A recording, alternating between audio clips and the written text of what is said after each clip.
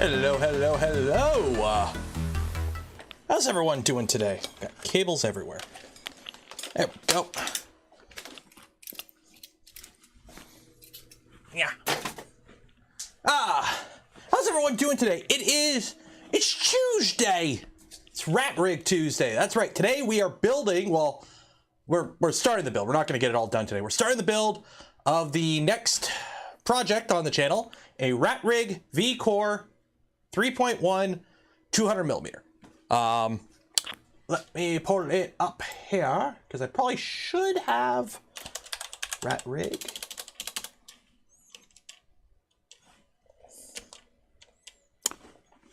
I've got something under my A key. 1 second here. Oh no, it is broken.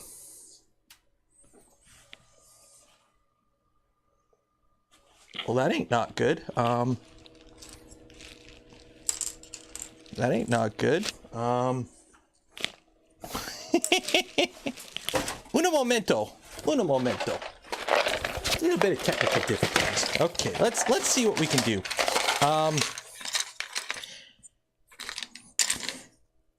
The A key is now a 2 key. There we go.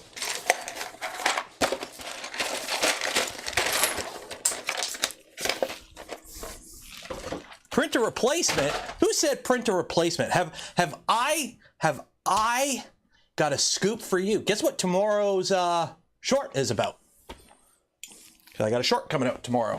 If you're a member of the channel or a Patreon supporter and you're on the super secret channel on the Discord, it's up there right now. You can go take a look at it.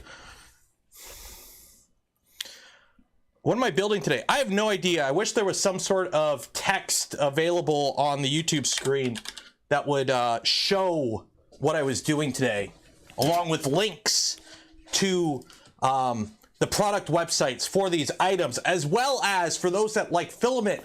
If you want to win a spool of filament from Polymaker, if only there was some way of doing it. I believe video descriptions contain that key information. I'm a key destroyer. Well, okay, to be fair, this keyboard's had a few broken keys on it because it sits on this desk here and I've dropped stuff on it. But upstairs, dropping the LTT store water bottle on my Logitech G Pro, literally nuked like 5 or 6 keys on it. That was not fun. Discord says V0 teardown. Discord? Oh, okay, yeah. So, hey, we're live. See this link? That isn't the thing. Read the title. Because Discord likes to, it's something to do with cache. Because when I make a new stream, I reuse the old settings, okay? So I just reuse the old settings as the previous stream, and then I just update, you know, the title and the thumbnail and whatnot. So what ends up happening is I have the thumbnail is updated to the new thumbnail. You should have seen that on YouTube. But Discord, for whatever reason, it's cached with the old thumbnail sometimes.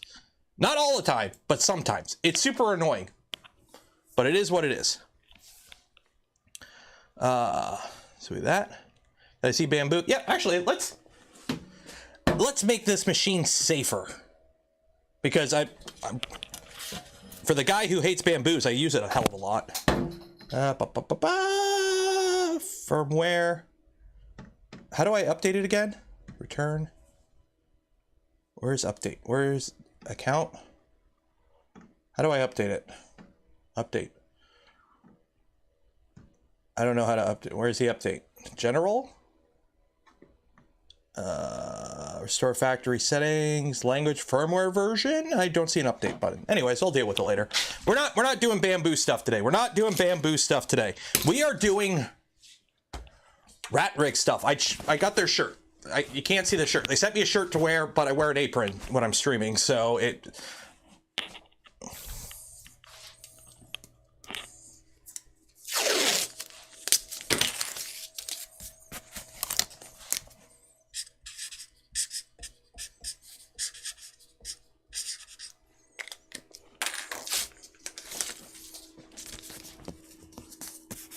There we go. There we go. So now you can see what's behind the shirt, behind the apron. See, it does say RatRig. It does say RatRig. Okay, so Today we are building a RatRig V-Core 3.1 200mm. I'm kind of hoping I have a spot on the desk for it. We'll figure that out when we come to that. But we are building, it's a stock kit. YouTube disclosure time. The kit was sent to me by RatRig. They reached out to me, asked if I wanted to build one. I said yes. They sent me the kit. There's no contract I've signed. I'm pretty much open to say whatever I want. They haven't paid me. They haven't influenced my decision in any way. The only thing they've done is said, hey, do you want to build this printer? I said yes. They're like, cool, what's your address? That is pretty much it. On top of that, I do have some items from Mandalaroseworks. RatRig reached out to them and then they reached out to me. So I do have the panel kit from Mandalaroseworks. I also have the bed and I might be doing some other stuff upgrades. So if you're looking for upgrades for your RatRig, link for Mandalaroseworks in the video description. And if you're interested in a RatRig V-Core or any of the other RatRig printers, links in the description as well. We are doing the full kit from them, even the printed parts. That's a first for me, except for the Prusa, but the Prusa don't count. And these are ASA parts, for those wondering. Is it Clipper? Yes, it runs RatOS. It runs RatOS. How does it smell? Like a plastic bag. Okay. What else? What else? Also, hey, you like printer chow? I like printer chow. I'm running out of room for printer chow. But if you want some printer chow, every stream we give away a spool of filament from Polymaker. This stream is like no other. So link in the description, enter for your chance. We'll do a draw at the end of the stream. Streams are usually about 3 hours, so enter now. How did I get, they're switching to ASA. As far as I'm aware, I believe that's how the conversation went. They are switching from PETG as their standard to, I don't know if it's for like the V-Core only or all of printers, but I believe it came up that they're switching to ASA. I don't know if it's for everything, but they're starting to do ASA. So,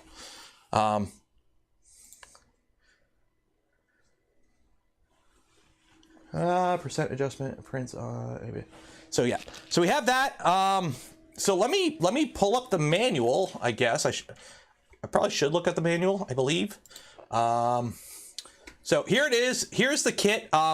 RatRig is, I believe, Portuguese. They're European, so prices are in E's, funky E's. So it's a kit, right? When you order this thing, you got to pick how you want it, what parts you want. We are doing the full enclosed kit. Okay. Altrano, $5. Hi all. Hello. So we are doing the full enclosed kit. For those that wonder how RatRigs compare to Vorons, because people ask me that all the time. RatRigs are beefier. So they use, I believe, 9mm belts on the XY, 30-30 extrusions. It's a chunkier build, but it's a bigger build. It's not as space efficient. I can't really comment on print quality yet because I haven't built the bloody thing yet, but it's a modern 32-bit Core XY. Print's fine. But I believe they also have so we have the EVA 3. This is what I'm actually most excited about this build, is the EVA 3. And they sent me a, you remember that 1.2 amp fan that we're like, why the hell is there a 1.2 amp fan? Yeah, that's apparently the new hotness. So we're gonna try that out on it. And I don't care about noise, so yeah. So this is basically what it is we're building. The fully enclosed one here. Mandela hooked me up with the smoked panels for the sides. So it's gonna be beautiful. So yeah, so this is kind of what it will look like, and I'm actually kind of looking forward to it.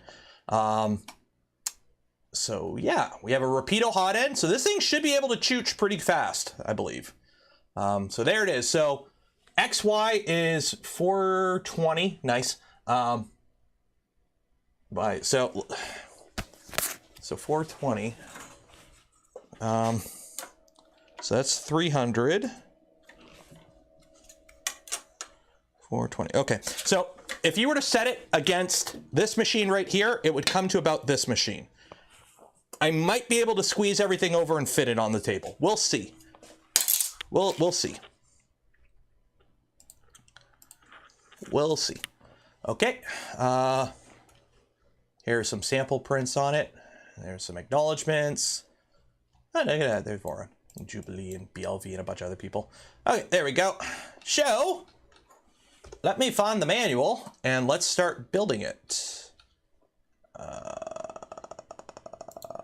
RatRig, 3D printers. Where is the manual? Is there an easy way to the manual? RatRig V-Core 3 manual. And it's a 3.1 revision.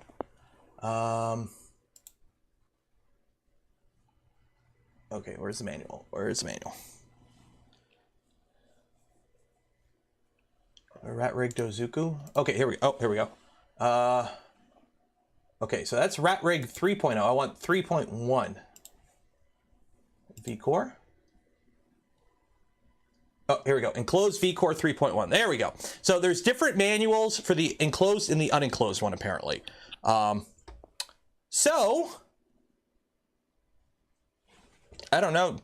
I guess we start. I guess we start. Make sure you like that smash button if you're new. Consider subscribing to the channel. Ring the bell. Do the things YouTubers tell you to do. Do I need 2 bamboos? Actually, I like the setup I have right now with both of them. That one's AMS that I use for multicolor stuff. That one, the P1P is pretty much my not enclosed printer right now. So for PETG, TPU, PLA, I kind of just use that for it because all my other printers are enclosed. And I got a rep box sitting above it.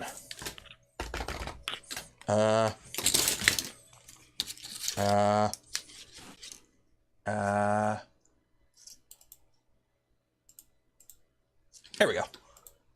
Look, you can see the floor somewhat. I got a rep box above it that I feed directly into it. So it's got a decent purpose right now. No music? Let's get the music going.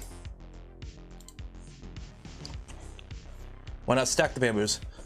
Because you can't. And let's be honest, they shake enough. No. Okay.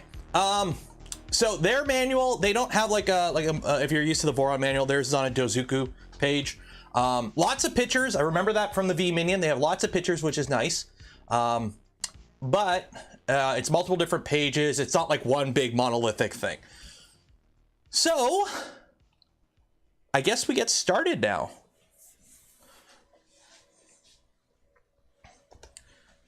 Let's get started. So what do we need? What do we need? Prepare the printed parts. Where are the printed parts?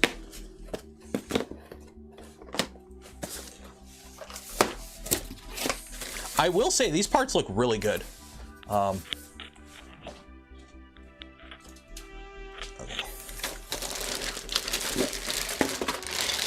So what do we got here? We got Volcano, Eva. Oop, there's heat sets. Orbiter parts, electronics parts. Okay, so I think we need these ones for now.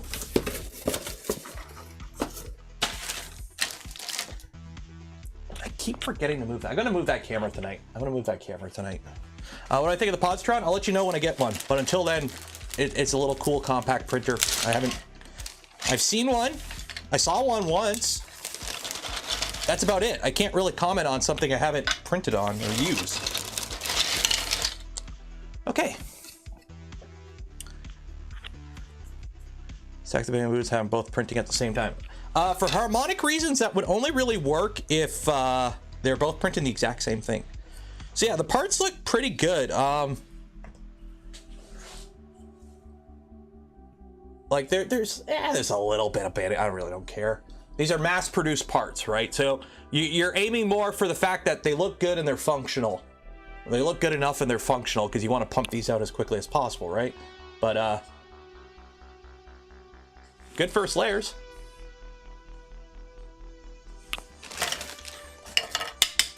Feels solid. Some nice overhang, some nice bridging.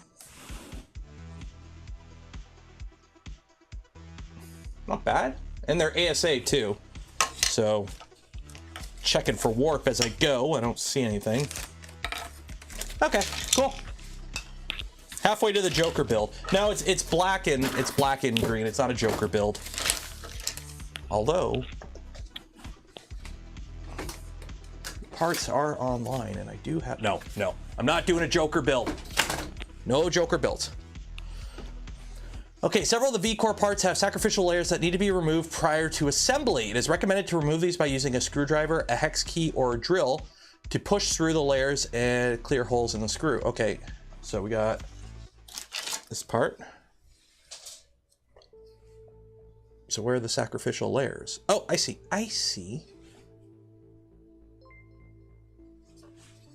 So we gotta clear those out.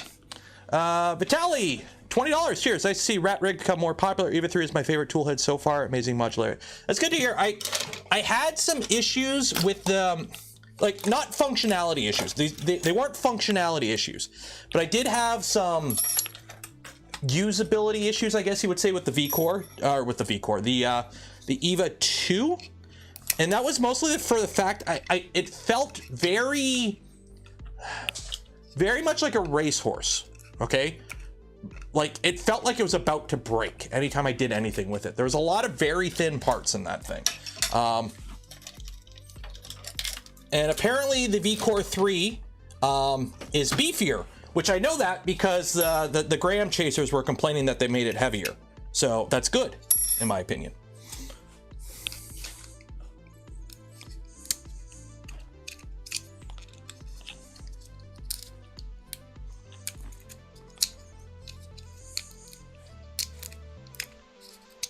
Orbiter 2. Yeah, we have an Orbiter 2 and a Rapido with this. I used to have like a little handle that I could hold when I did this, and I don't know where it went. So also, we're not rushing this build. I try not to rush builds, so take our time, do it right, follow the manual. If you've never seen me build a printer, if it's a printer I've never built before, I follow the manual. Even if I think it's wrong, unless it's like something I think is a safety issue or something, I follow the manual. So that has led to some fun things in the past, but you know, the manual's the manual. Okay, so we got some more parts here. Yeah, so we're gonna be going through, I'm gonna be like cleaning up parts here for a bit. Okay, so that one.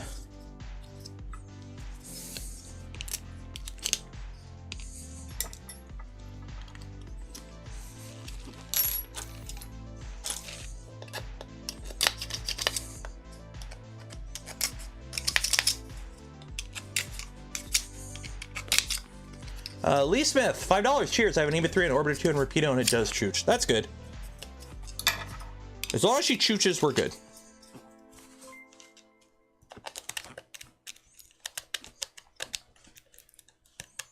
Because the Rapido can use any nozzle, right? So I could slap like a diamond back on this thing and call it a day.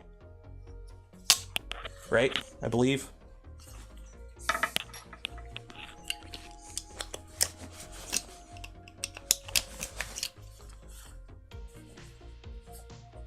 Why build a 200? Several reasons. One, I don't need a 400. And two, that's pretty much it. I don't have room for it.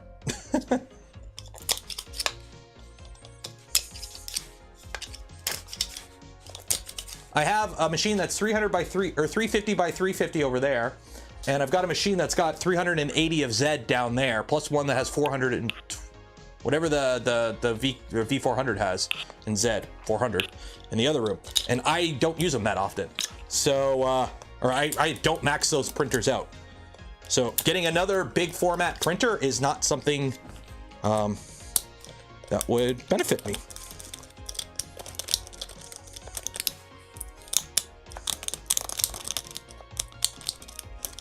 So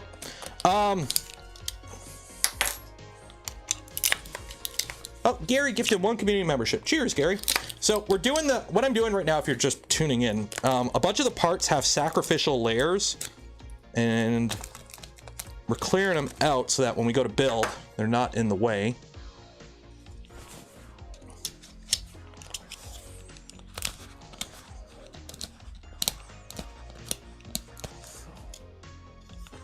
Yeah, good enough.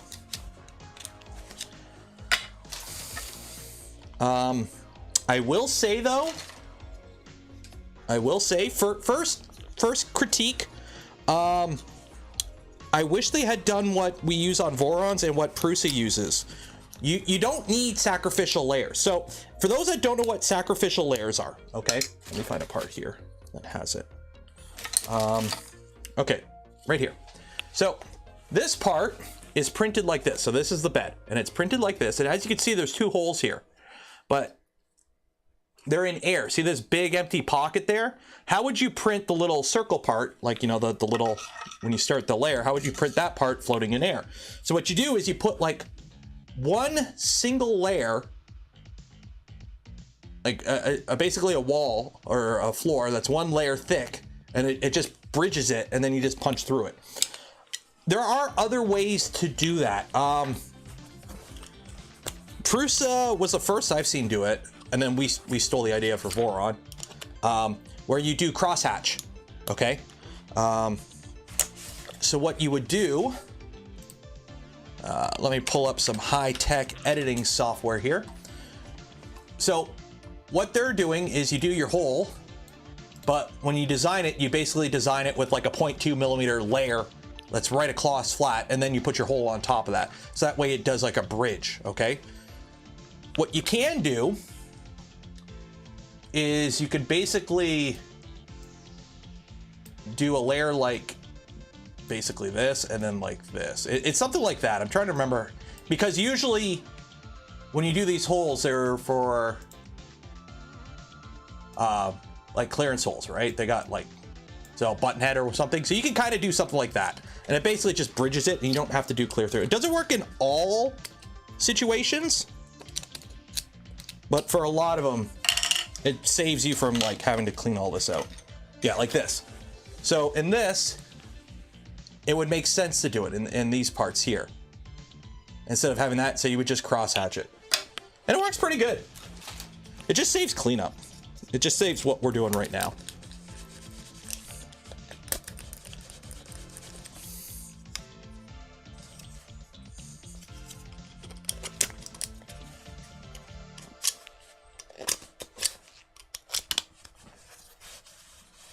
Yeah, support.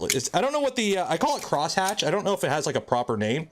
I just seen Prusa uses it, and then we started using it in Vorons, and a few others use it. Like, it just saves what we're doing right now. Like, at the end of the day, the part's as functional. It just saves this little annoying step that we have to go through all the parts and clean them up.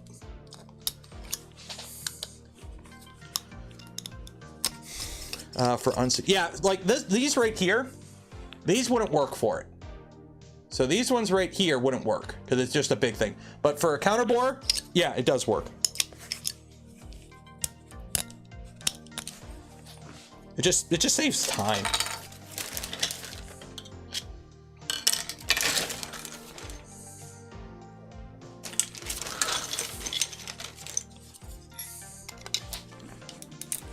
Any benefits 2.4 against Trident? Why bloggers recommend but everyone building 2? People build 2.4 because it's a cool one. What do you mean bloggers?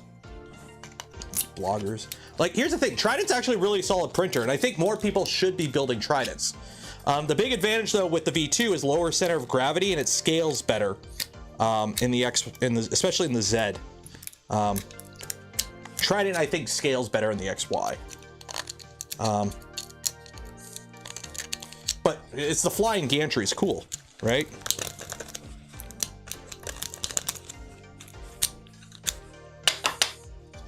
I'm gonna have these little green stringies all over my room.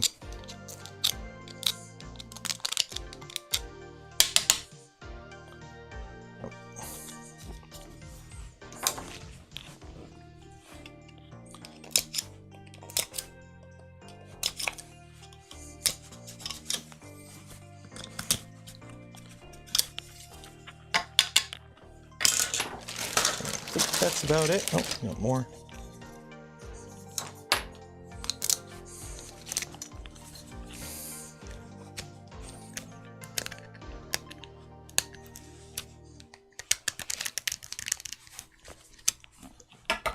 Oh, Steve's here. Hi, Steve. Is Steve here? I don't know. Well, if you hear Steve, hi, Steve. Yeah, I think that's all of them. I think that's it. Yeah. Okay. RatRig is a... No, RatRig is not a beefed up Trident. Why would you... No. The V-Core is older than the Trident. We got a ton of this after Bamboo came out. Okay. Not all Core XY printers are Voron derivatives. Jeez. So many people think that. Voron just another Core XY. Oh god, that part went flying. Uh-oh. Uh-oh. Uh-oh. Uh-oh. Shit. Oh, there you are. There you are. Ooh. Okay. Under this desk is a mess. There's an AirPod somewhere under there. I gotta find it one day. Okay. So I've gone ahead, I've cleaned up everything, I think. If I miss something, I'll just catch it later. Gone to Narnia. Step 3, tools. Cool, I'll grab them as I go. Panels are not provided as part of the kit. It's highly recommended to source the electronics panels prior to beginning the V, as it was very difficult to install a full panel on an assembled frame. Okay, cool. Installing hex nuts. Okay. Okay, this is just how to do it. Okay. Prepare the corner plates. Okay, let's get the corner plates, I guess. So, yeah.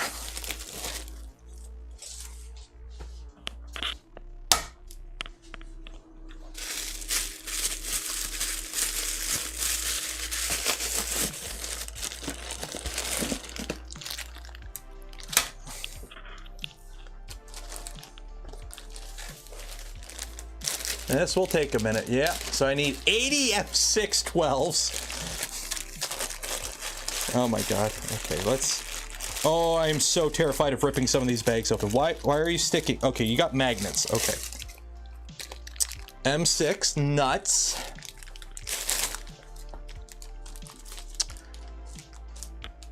That is a lot of nuts. M6 12 screws. Go back in the bag. I gotta get more little dividers to hold this stuff, because like this is obscene. Nothing against RatRig, just is just like I need more storage for these kind of things.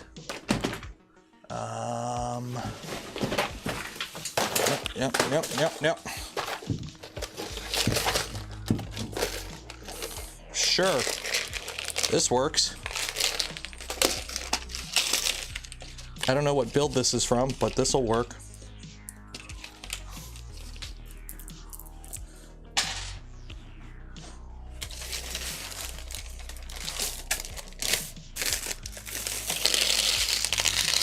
Okay, I'm just gonna throw a bunch in here for now. Zip you back up.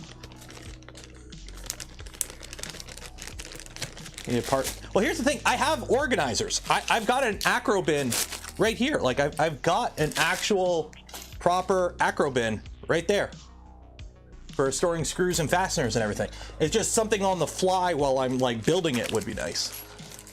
Super oily. Oh, I believe it.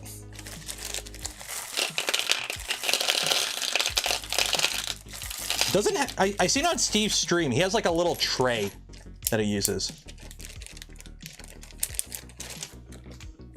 Okay.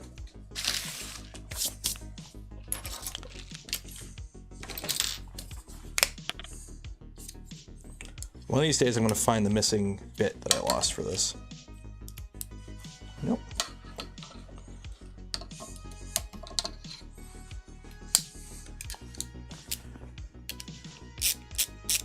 Parked in the corner. Well, the problem is I have to have the organizer there because I don't have room here for it. If I had it right in front of me here, it would be in the way. Like I don't have a lot of room. That's the problem. So it's kind of in a shitty spot because it kind of has to be in a shitty spot. Like literally the wall is right here. I can't put it there. I would lose workspace. So that's why I have it there. Normally I can get at it, but I got a bunch of stuff in front of it. Okay. Clean the screws to stop them from corroding. No! You want the oil on them. That prevents it from corroding. If you clean the oil off of it, then it's just bare steel. And tool steel, like, yeah, it's got an anodized, you know, it's basically hit with tool black for a finish, but it, like, the oil keeps it from rusting. That's why it's oily. Assemble the corner plates. So we put that on with M330 nuts. Okie dokie.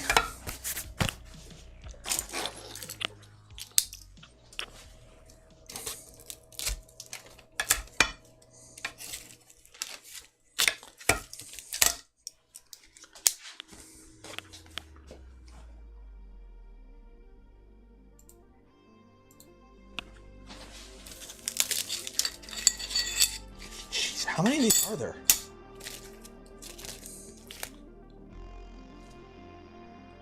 Joining plate, fancy. Are there 16 of these? 1, 2, 3, 4, 6, 7, 8, 9, 10, 11, 12, 13, 14, 15, 16, 17, 18, 19, 20. Okay, so I need to do apparently 20 of these. 2, 3, or correction, 16 of them. Okay, so I'm assuming 6 or the 4 for the top hat or something. 4 are feet ones. I think these are all the same.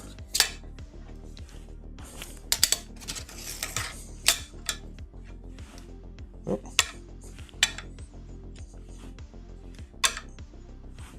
Yeah, they're all the same.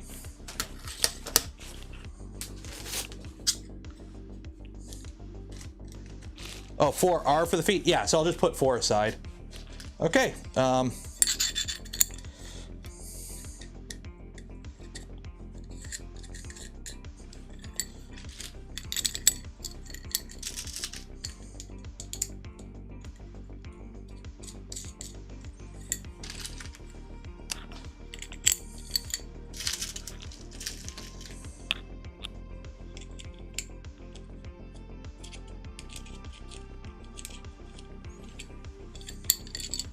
Read the manual. I did read the manual. It says put 16 together. So I'm doing that right now. See me in an hour. Yeah. So what are you guys up to? What's new with you folks? Hey, guess what? Guess what? Guess what I did? Guess what I did? I booked a flight to Colorado. Delta has my money, so there's no backing out now. So I guess I am going to the Rocky Mountain Rep Rap Fest. So.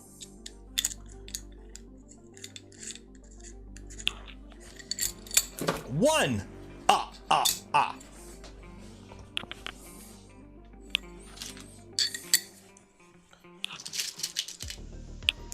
So I haven't booked a hotel or a rental yet, so I got to figure that out still. But from the things that are looking, do you run a company? Do you own a company? Do you work for a company? Would you like to sponsor me? Let me know. Because as you know, as much as I enjoy streaming and videos, it's gonna be tough for the content I normally do to break even with what I would get out of this. So we'll figure it out. What about Smurf? Well, okay. Colorado is a lot cheaper to fly to, okay? Because flights in America are cheap. So I could hop over the border to Detroit, where you can't have shit, and hop on a flight to Denver for like $300. That ain't bad, and that's round trip. Fly economy, good, cheap. Going to England across the pond is a little bit more pricey.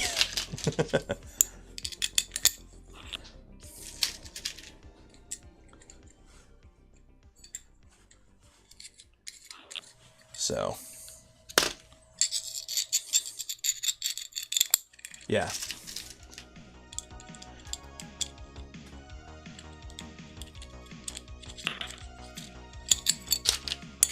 Also, another problem with Smurf is I actually don't know if I'm even able to, because of it, like the Colorado thing. I fly out on a Thursday, I come back on a Monday. If I'm going to England, I don't want to like rush a trip to England, if that makes sense. I would like to spend a bit more time, like an extra day or two on each side, just to actually, you know, if I'm flying to England, I might as well, you know, enjoy it, or not be all rushed and jet lagged for the whole thing. And the problem is, what my wife does for her job, that time of the year is extremely busy for them. So it's actually a blackout period. She can't book time off work during that time. So it's going to be interesting to see if I can even get, like, if we can make that even work time wise. I've already dropped one screw. Hopefully I have extras. So yeah, these are M6 screws, which I don't have. So hopefully I have extras. These are M6s. Will I be going to Murph? Yes, Murph and Murph are for sure a go, because I could drive to them. I just drive to them. Murph is 4 hours from me. It's actually going to get really busy April, because what is it? April, which I fly out on 4/20 to Denver, Colorado. And then like 2 weeks after that is Rapid TCT Detroit, which I'm going to, because that's Chicago, which is like 4 hour drive for me again.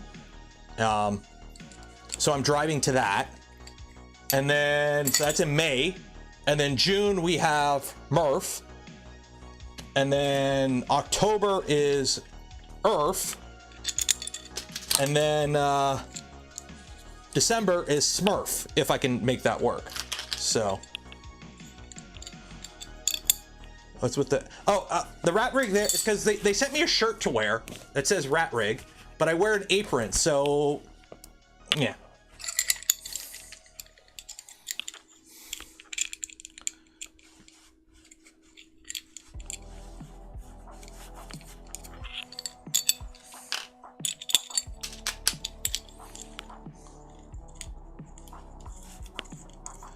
What is my favorite affordable? Okay, it's affordable to me because I've got a bunch of them for free, but I really like Revos, and even hot ends I've purchased. The only hot ends I've purchased this year are Revos. I know it's pricier. If you're looking for a cheaper hot end, how much is an XG? I like the XG. The XG is nice. I don't know how much that one costs. That's the problem. Like, I don't look up market prices on stuff sometimes because yeah. First 3.1. I don't think it's the first. There's got to be 3.1s in the wild already. But what I got to do is figure out if I can pack everything for Rocky Mountain Rep Fest in one bag, because I want to try and just do a carry-on and not bring any luggage. XG's 100. Okay.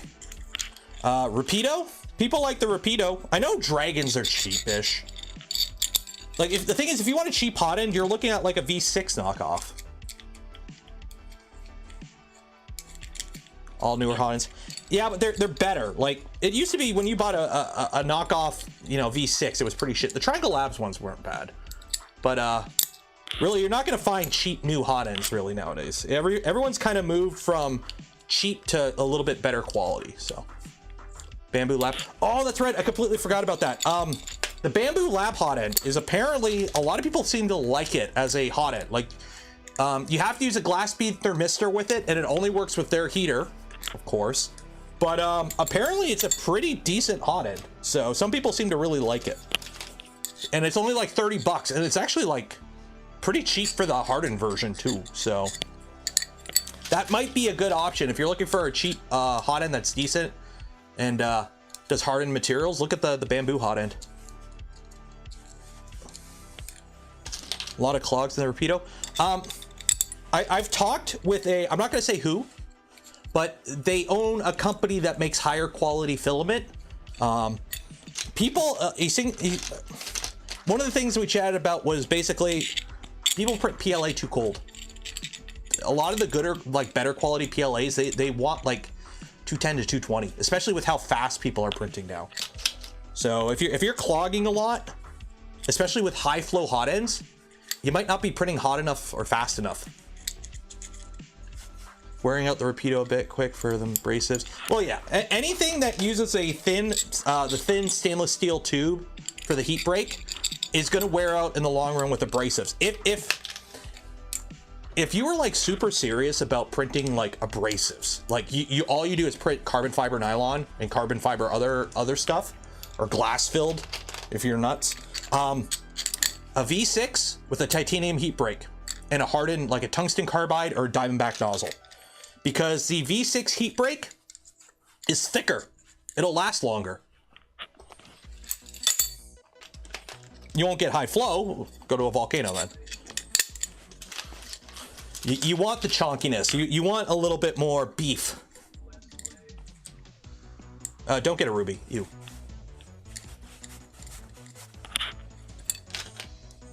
Yeah, PLA, when you print it fast, you got to print it hot. There's a reason the speed benchy folks use ABS. It flows better at higher speeds. PLA at high speeds isn't the best, really.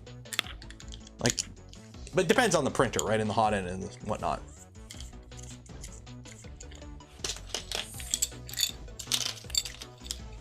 Why not a Dragon hot end? You can get a Dragon hot end. I've stopped using them, really.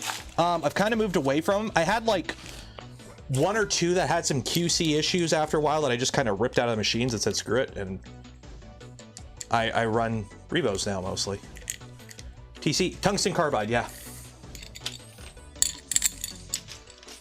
So I'm hoping to get the frame together today, because if I can get the frame together, I can figure out where we're putting the printer.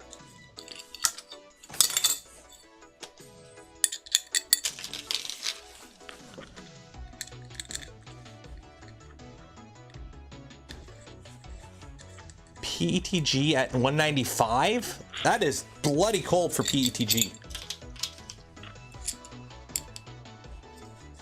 That is the reason the Trilabs Delta uses a V6. Exactly. Not everything, like, oh my. I seen somebody who, I can't remember even who, this was a while ago. They were complaining that, oh, it comes with a V6. I'm like, it comes with a V6 for a reason. Do you, if they could afford any hot end they want, they could put any hot end in it. It's a multi-$1,000 machine.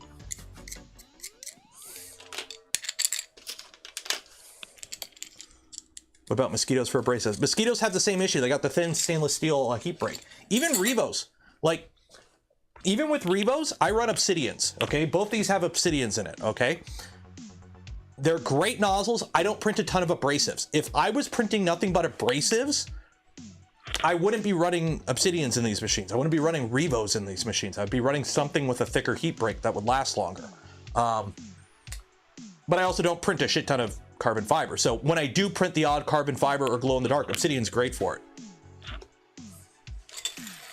But I could see it wearing out after heavy use because it's a Revo. It's got the same issue as all the other new hot ends where you got the thin walled heat break. Should I go Revo, Voron, or Revo 6? Depending on your printer. Functionally, both are the same. You'll get the exact same performance out of both. Depends on the mounting option. If you're building a Voron, build one, get a Revo Voron. If your machine already has support for a V6, get a Revo 6, because then just drop in, right? You don't got to print any new parts. So, can you put a Revo 6 in Creality 24 volt? Technically, you could, or you could just get the Creality, or what is it, the Revo CR, because E3D makes a Revo specifically for the E3D toolhead that just mounts right in it. You don't have to, you just throw it in. Groove mounts are annoying. I mean, I'm not going to deny that part. But it's either something that drops right in or you have to rebuild your toolhead. Your choice.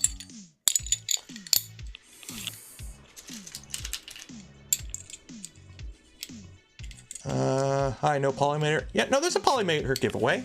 Link in the description, like always. Because we've had 364 people enter it so far, so it's there. Is that a printed parts bin? Where? I got a bag of printed parts here.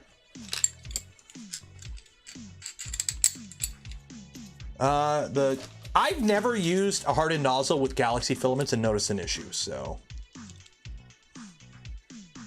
Printed, oh, this. No, this is, I think this actually, I think this came with the Physek. I don't know, it came with one of the builds. One of the kits I built a while ago, it came with that. And I just kind of use it for a random storage now. Yeah, Dragonfly is pretty good.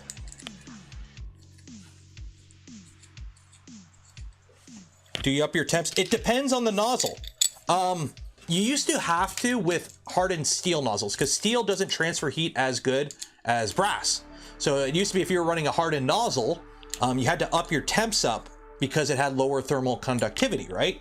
So what you would do now though, is because stuff like tungsten carbide or the Diamondback nozzle, or Obsidian, you could pretty much run it at your normal temperatures for the most. Actually, no, Obsidian it's an insert. I think I run when I switched these to Obsidian, I didn't change the temps and I never noticed an issue.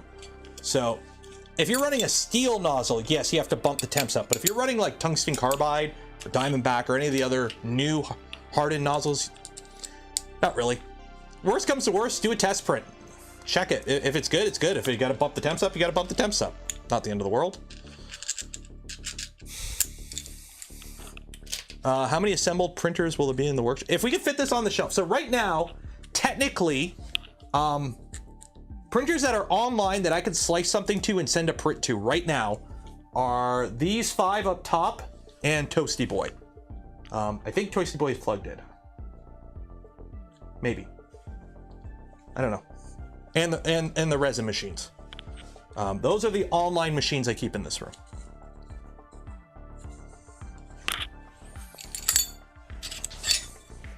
We're getting there. We're getting there. We're almost done. Got 4 left, 5 left.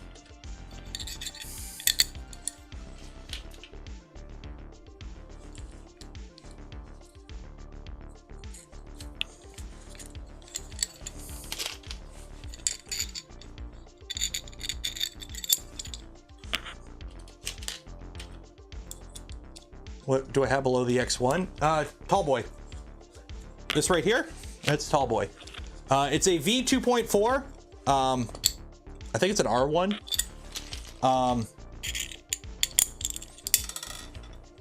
It doesn't get used often because I don't have room for it on the desk, so it sits on the floor. And it's a big boy. It's like it used to be, it was my original, it was the first Voron I ever built. It was originally a V1.5. But it was a 300 by 300 by 400 V1.5, which when you convert that frame into a V2, it's 330 by 330 by, it's like 385 or something. It depends how much you want to squish the chain at the top. 380, 390, depends. And I never upgraded the bed, so I still only have a 12-inch bed in there. So I can only print 300 by 300, but I technically have 330 by 330. So I've printed like helmets and whatnot on there that were bigger than the bed, but as long as, you know, it starts on the bed, you're okay. It just doesn't get used often because it's on the floor, and I don't need a printer that big that often, so. Do you think Mark III is still a viable machine with core spec? Yeah, why wouldn't it be? It still prints fine. Now, is it worth its cost in today's day and age? Unless you like need support, unless you're like a school or business and you know you need to buy something that meets certain criteria with support systems and whatnot and needs to be certified and all that stuff, then yeah, you got to buy, you know, it's either that or an Ultimaker, right? But I mean, like, people are buying Lulz bots. The Taz, is it the Taz or whatever, the sidekicks?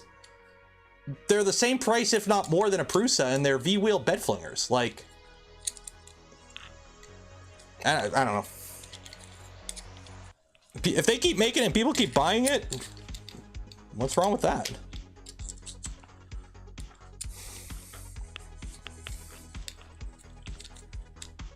Brackets and machine design, it depends on the machine. If the machine needs brackets, you put brackets on it. If it don't need brackets, you don't put brackets on it.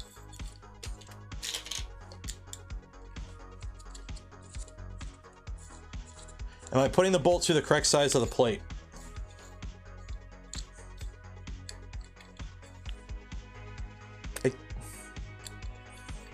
I don't think it matters.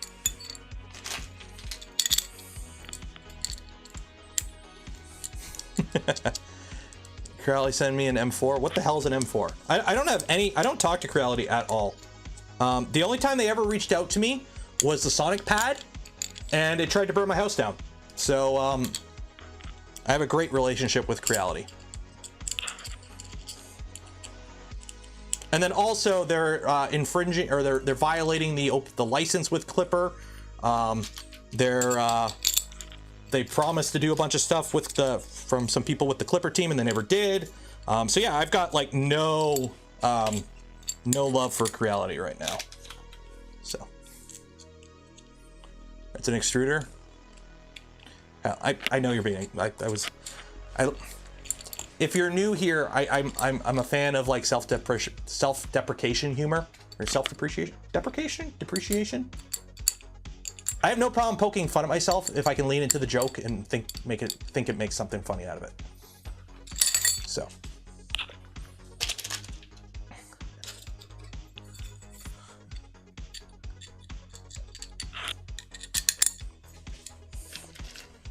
Deprecation.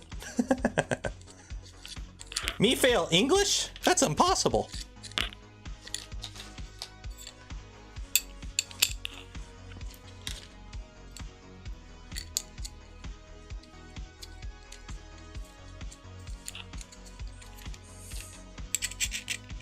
No, Creality needs to actually do, like, the only reason I was even excited for the Sonic pad was like, oh my god, it's something new. And then it's Creality, so they bunged it up. Like, you don't run Clipper on it, you run Creality's version of Clipper, which is out of date, and you're fully dependent on them for updates. So if something new comes out with Clipper and you want to just update it, you can't. You have to hope Creality decides to roll the update into their update and actually release it.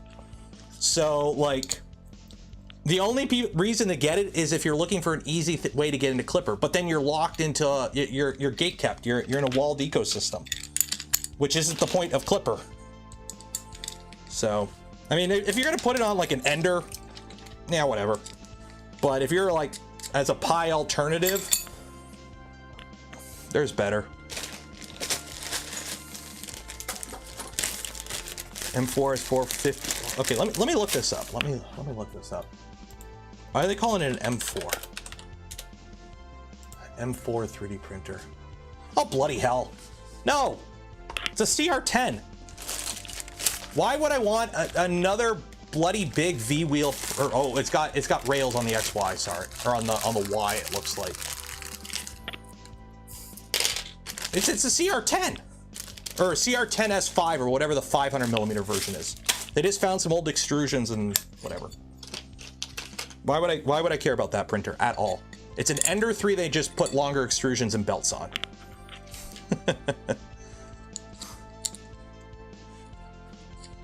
They're looking to install in a custom OS. You can't really. It's like really locked down.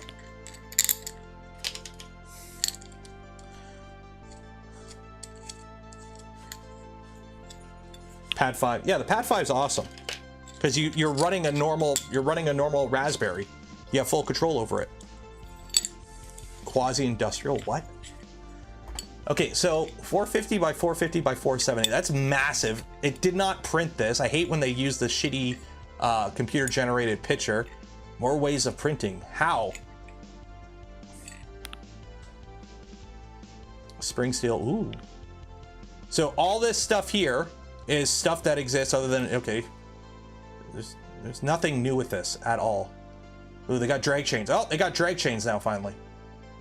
Small patch production. Ooh. It did not print this. I love how they have to use such big motors. Beefy rails. They got beefy rails. I'll give them that. Cloud printing. Yeah, you want Creality having access to your network? Yeah, no. I see nothing, no reason to get that printer.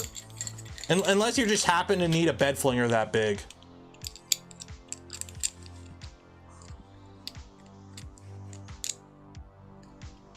Say, I don't hate bed flingers. You can have fun.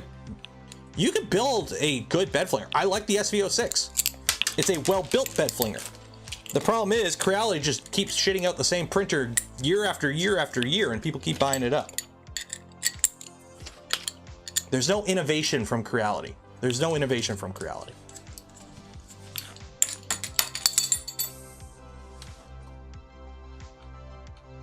Let's see, how much does this thing even cost?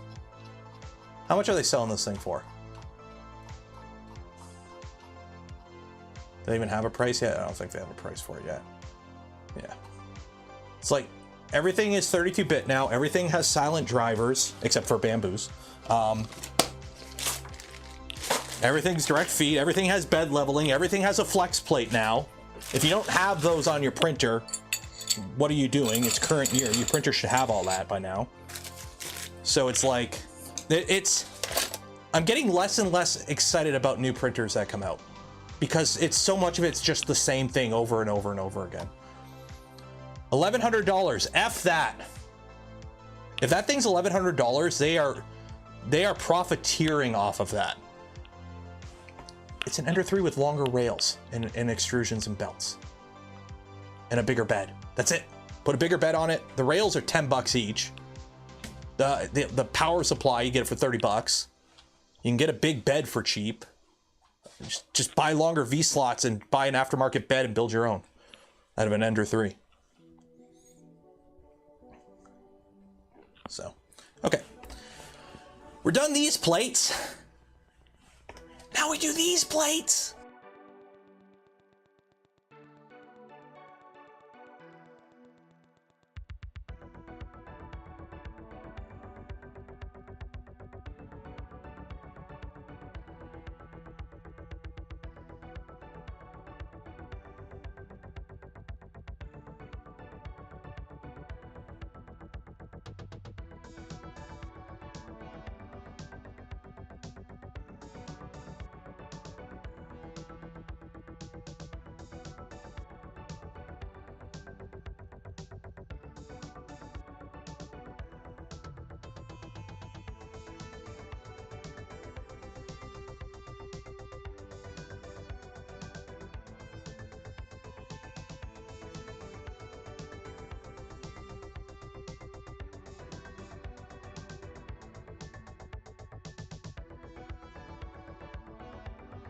F.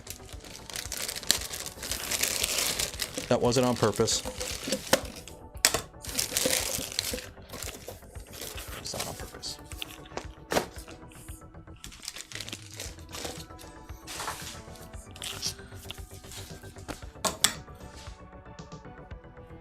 Enclosure or soundproofing? I just leave mine out in the open. I don't know why my chat keeps buggering up. 1 second here. Pop out chat. There we go.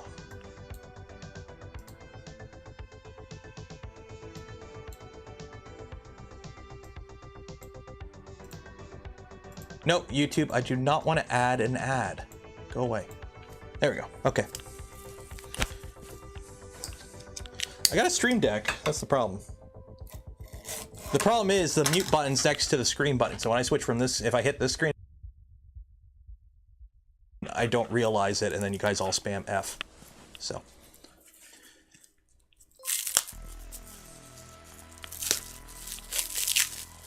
True Rogers, $5. Cheers. Shouldn't be F, it should be E for engagement.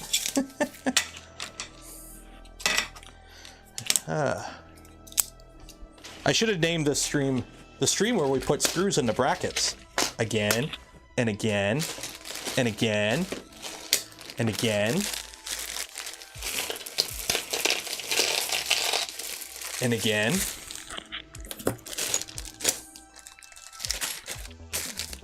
Bed slingers about PLA? No, it's just anything open air is. PLA likes cooling. It doesn't like high ambient temps. So if you're gonna print PLA, you want to print it in something, you know, open. Nero screws all afternoon.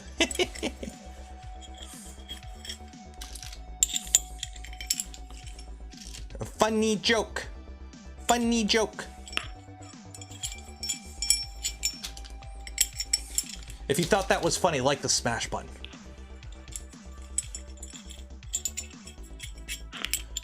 Like the only thing that's like literally the two biggest things in the last year for 3D printers, bamboo machines, which are finally off-the-shelf machines that do things DIY machines have been doing for years, and the Saval SV06 for coming out cheap and with everything you want in a printer, and not being V-wheels.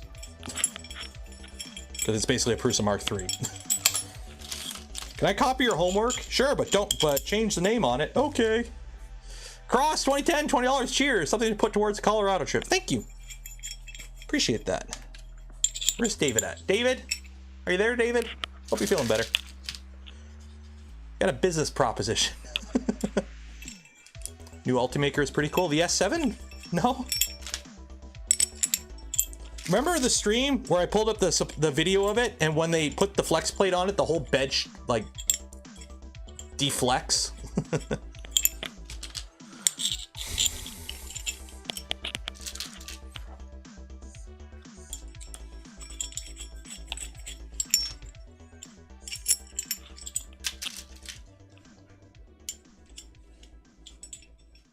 Did I see the video from the next layer about his message to Prusa?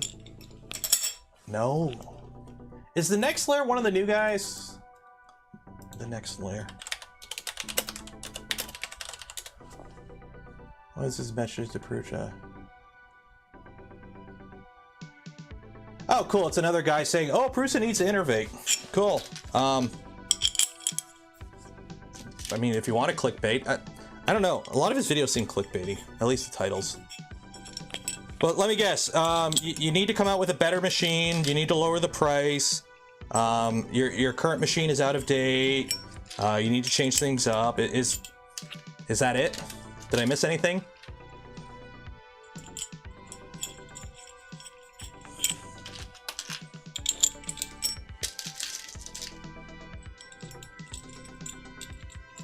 RatRig or Voron? Depends on what you want to do with it. Almost like I watched. Yeah, because anyone could have made that video. I've said it. Like, I have said Prusa is outdated. But there's a difference in the way Prusa operates compared to other printers. You can get full support for a Prusa Mark III that was built it's a Prusa Mark II. You could still get full support for it now. The control boards, yes, they're 8-bit. They still work and they still make them, and they're still current supply. Like, that's the thing with Prusa, is they don't shit out a different model every 6 months. It's more of a long-term thing with them, which makes sense. That's the type of market they're going for. So.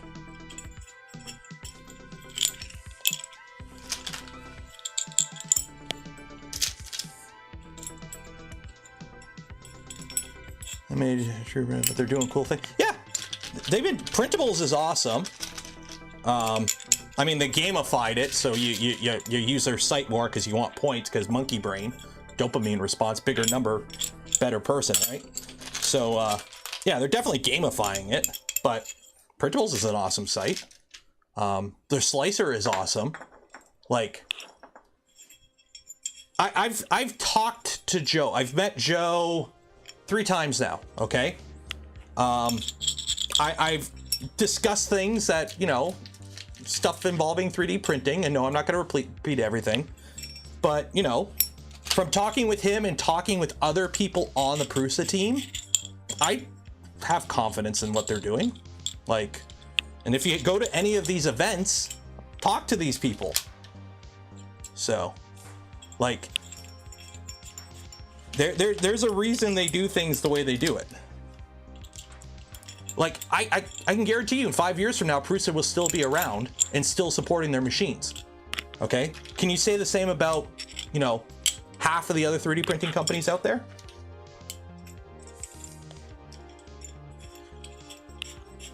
Like, yeah, I believe the Mark III is vastly overpriced. If it was half the price, it would be better. I don't think it's a good option for your average person at its current price point. It's still a good machine, because it was a good machine 5 years ago. It's still a good machine, but it's a good machine from 5 years ago. Whereas, you know, that exists now. I mean, sure, you know, if you have your fan die on it, they want you to record a video of it with the serial number in the newspaper, and then send it back, and then they might send you a replacement fan, as somebody found out on Twitter today. And everything's proprietary on it, so you can't just go buy an off-the-shelf item to fix it. But, you know, it's cheaper and it's faster.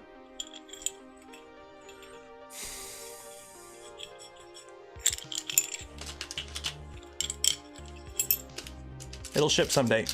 It does exist. They've sent beta units out. There is a production line for them. And remember, the XL is a large format tool changer. It's a completely different beast than these kind of machines. You're comparing a car to a truck. They do different things. Okay, assemble these plates. I've done that. Is this a different plate? The T plates, okay, we've done that. Cool. Prepare these parts for, oh my God. How many plates?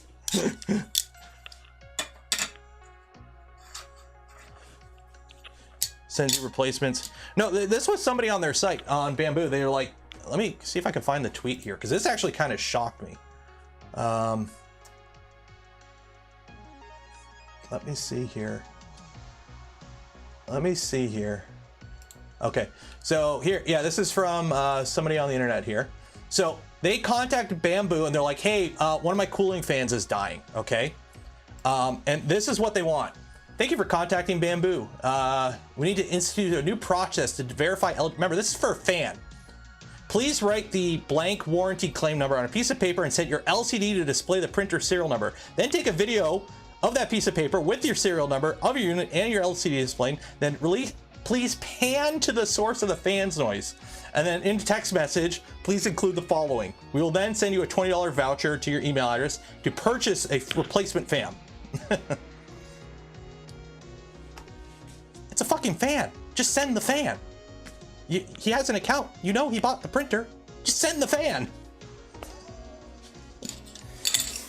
Speed running like PR. PR is not hard. Like you got big, you know, you got big pocket DJI funding everything, or at least the same VC investors. You can afford a fan. Just send the fan.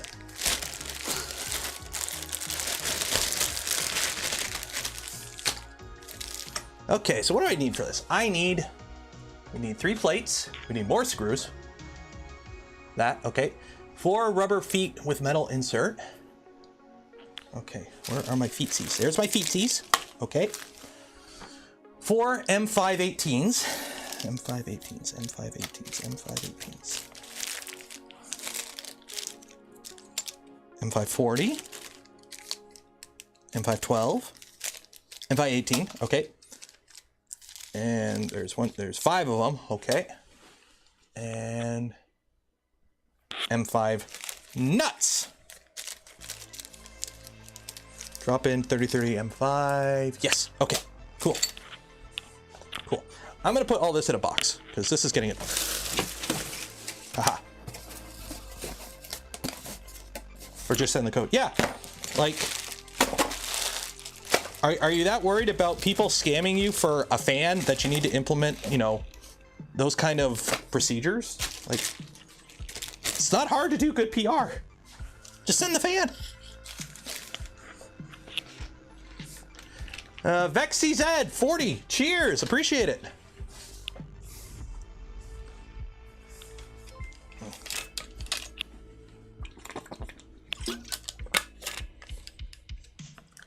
The fans are pretty good in these, if I'm not mistaken. The problem is, it's like, even this fan right here, it doesn't say, it's just a model number. There's no label on it, but it's a 5015 fan, but it's a 4-wire 5015 fan. And it uses some weird connector. It's like a one of the 1.5 or 1.25 millimeter JST connectors. And that's for your part cooling. It's their own thing. That's what they do.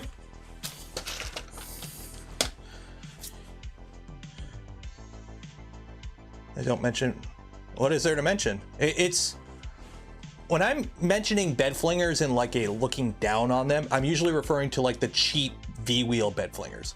You could build good bed flingers. Like, there are CNC machines that can move around 40,000 pound beds within like 1/10 of a thou that move the bed around. You could do good bed flinging.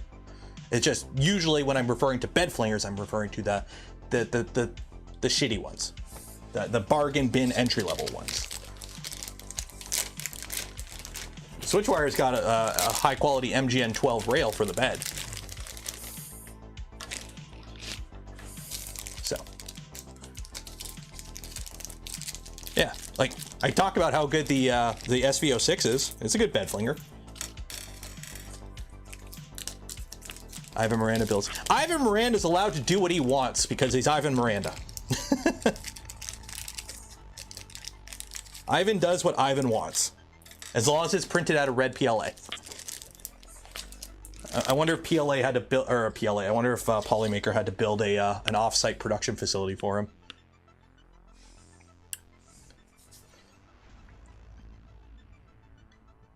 Okay, so we got two. Okay, so we got. Okay, okay, I see. Okay. So we got to do 2 of these. So we've got.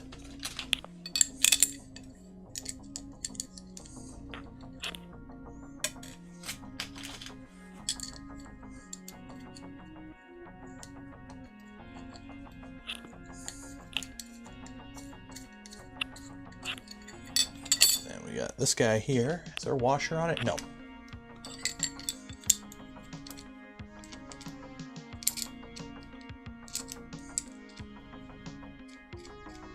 Okay, and then we got 2 more here, and nothing in the corner. So these are the feetsies, I'm betting. CHT nozzle with ERCFA viable? Yeah, I don't see why not. As long as you can form the tip. That's the problem with ERCFA, is you gotta worry about tip forming. Oh, no, not that one. This one.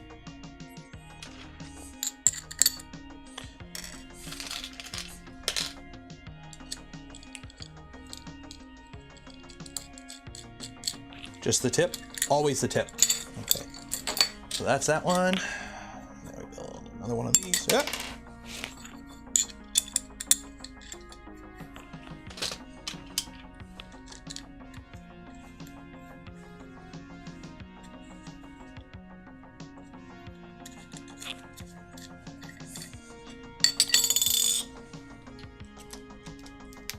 Way too many fasteners? Yeah, it's fine.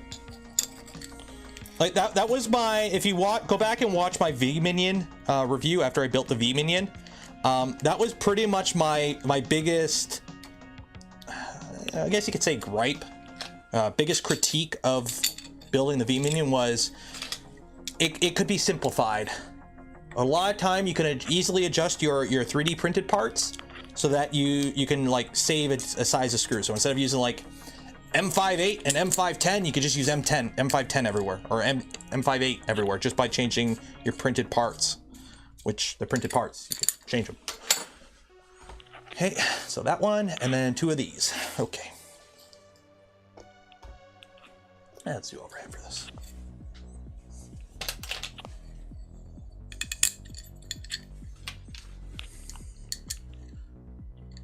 RatRig is in the pocket of Big Bolt. RatRig does a bunch of other stuff too, don't they though? They do like camera mounts and whatnot, like sliders. Which, do they do camera sliders? RatRig. Because I think that's how they got started, wasn't it? They did like, what? They did something. Didn't they do something before? Like, yeah. They got CNC. If RatRig team, I'm interested, by the way, when it comes to the burr, the things that go burr, that I have to sit in my garage and freeze to use. Let me know. I'm totally down. DSLR and video, yeah. I don't see them anywhere. Oh, here you go. Sliders, yeah. I think this is how they got started, wasn't it?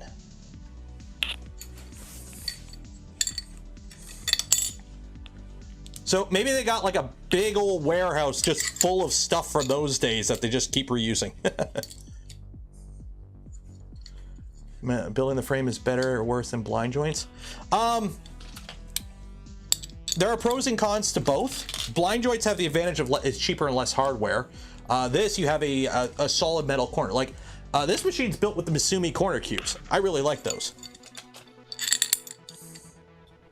Blind joints can be a little bit more finicky, and there's less there to keep things from spinning or from rotating. Whereas these use the big chunky cubes with little nubbins in them to keep your extrusions from twisting. So you pay a bit more, but you have less of a chance of your extrusions twisting on you. Also, if your extrusions aren't cut flat, you have more wiggle room when you use corner cubes. Just don't use the open builds corner cubes. Those things suck. As we found out when we built the V1. Any issues with any PTFE wire looms inside a nylon braided sleeve and a drag chain? I would say no. Just you don't want them being that tight. I think you might. I don't know. I can't comment on that. I can't say one way or the other if that's safe because I've never tried it. Yeah, I don't think you're supposed to take wires, put them in a sleeve, and then put them in your drag chains. I think you might have a rubbing issue, but I'm sure somebody who knows more might be able to comment on that.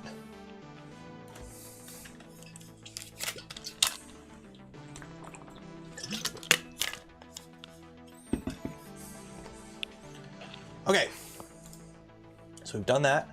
Prepare the 90-degree corner parts. One day we'll touch an extrusion. Okay, speaking of corner parts, hey look. Cheese.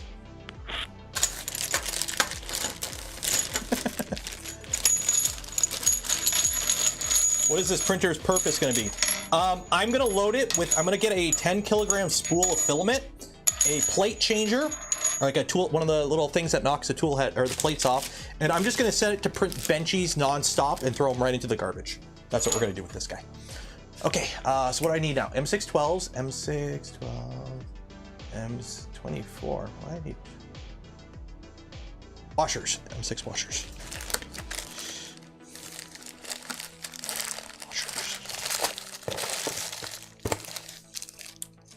I don't know. It's got a repeato, so I might just, you know, maybe put a big fat nozzle on it and use it for quick prototyping of things.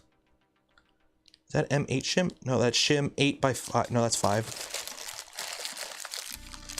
Because it's got a repeato, and I've got a full set. I gotta go find them. I got a full set of CHT nozzles, so I just might throw a big fat CHT in it and just send it. Like put a 0.8 in it or something. Oh, here we go. M6 black. M6 washer. There we go. Okay.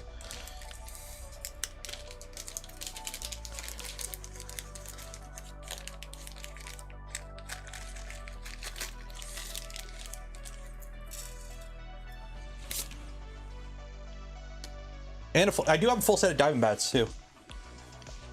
I gotta find them. I haven't used like those in the faded or the dragons in so long. I don't know where I put all that stuff.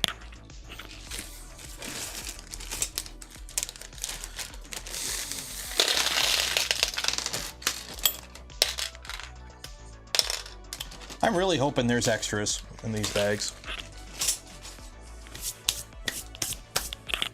Okay. So. Neat. Loosely thread. Okay, do not tighten. Sweet. Oh, look, magnet parts. Cool. Okay.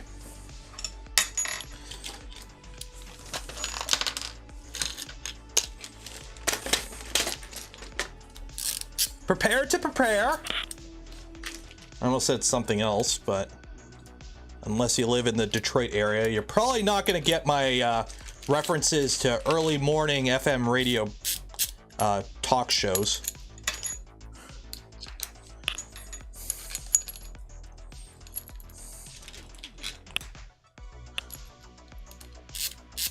Why extras? There's enough on the floor.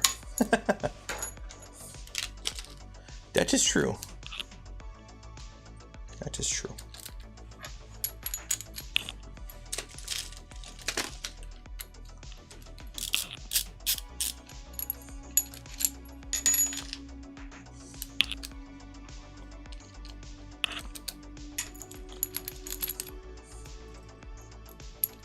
What am I doing? What am I?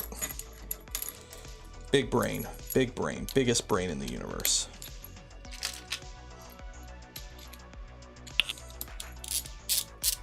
There we go.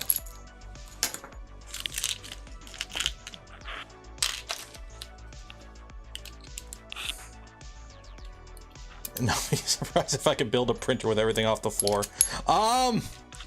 Maybe an extruder.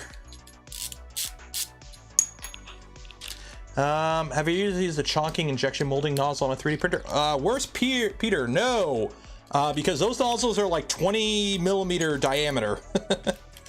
They're kind of big, and I don't have one here. Like, you know, if we want to get into like a where is it? Oh shoot, I know.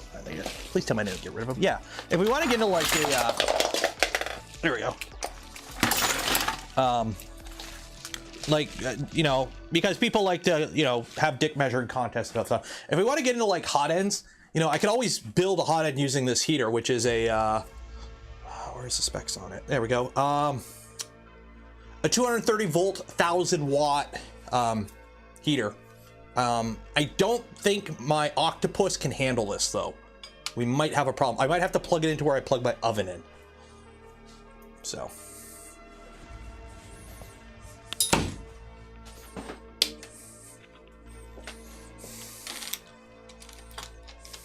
Yep. The Goliath hot end. So if you look at the Goliath hot end, it is very like its assembly with like the drop with the wire wrapped around it is pretty much what you see on a an injection molding manifold or a hot end, or like the manifold on an injection mold with the drops and whatnot. It's a chamber heater. I ain't risking that. No, not that. Check the spacers and one of the first. I got the little spacers. 1, 2. No, I got one mixed up. How'd you catch that?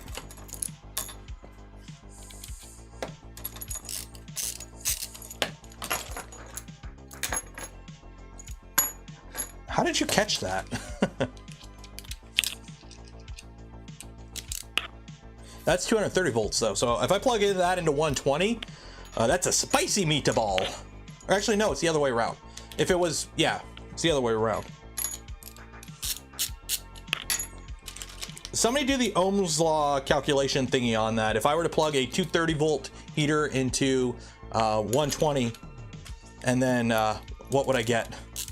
If it's rated for 1000 watts at 230 volt.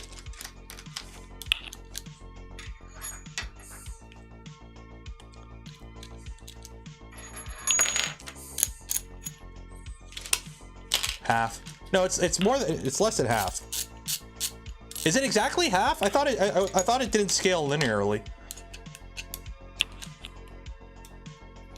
Oh, there we go. We got a 500 watt heater.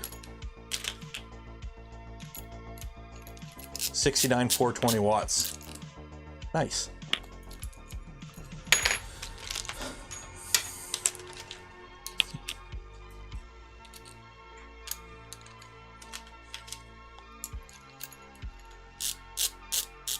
Dr. Flo is doing. Yeah, he's building like a big honkin' 3D printer.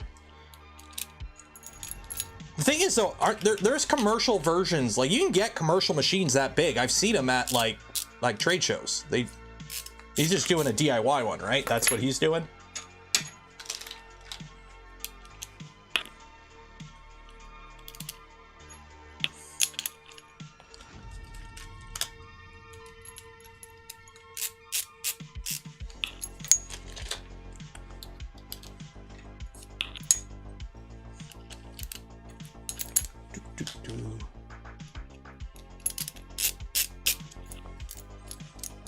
Well, you can figure out the resistance if you know the power and the wattage, right?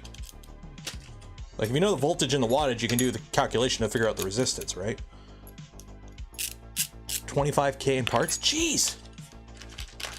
Because you can buy large format 3D printers that use pellets and whatnot. The problem is like the machine he's building at that scale, you're not buying consumer parts. You're having to contact, you're having to contact people that, like, when you go to their website and look at the item, like, and they'll have a nice fancy description, and then when it gets to price, it says call for quote, and then you know your credit card's gonna hurt. When you see that line at the bottom of the page, when you're looking to buy something, it says call for quote or contact for quote. You know you're in for a can't make the joke if I don't have it. Where did I put it? You know you're gonna be looking for that bottle of super lube, put it that way.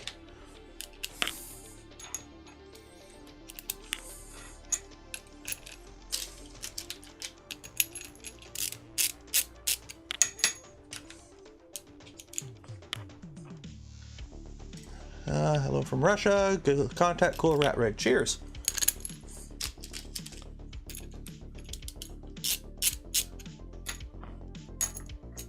Another one.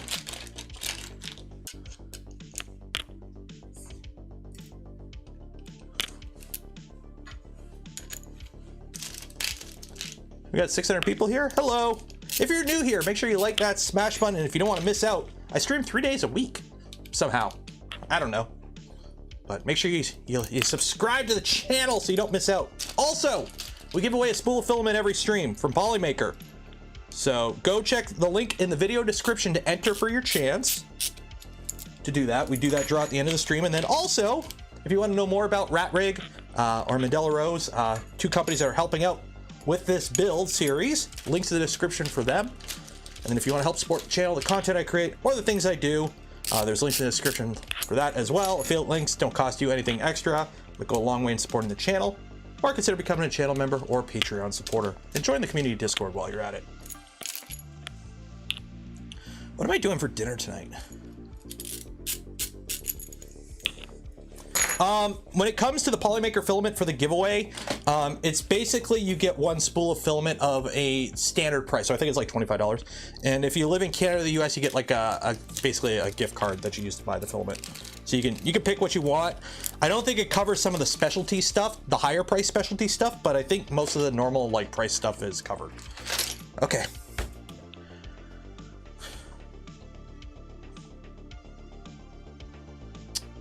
Pork chops. I don't know. I did a pork roast yesterday. Well, I don't know if it's a roast. I did it on the barbecue, but we're only an hour in. Jeez, it's only 3:30. Okay. Hey, we're touching printed parts next. Okay, so we're putting magnets in. Okay. So magnet holders and that and that and that. Okay. Okay, there. Okay, so we're on to frame assembly next. Okay, let's get these magnets in. Where are these magnets at? So I'm assuming those are in the printed parts box.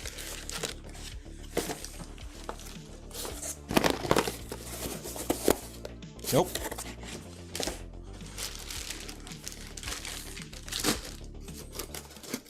Aha.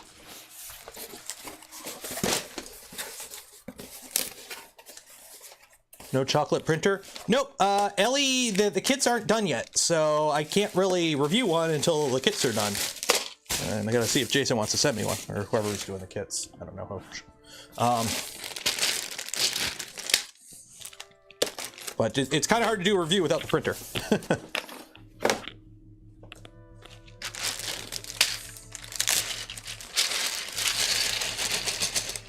Okay, so what do I need here? What do I need here? So these parts are out. Out. Oh, I need all these. Okay. Except for these ones. And that one. Okay.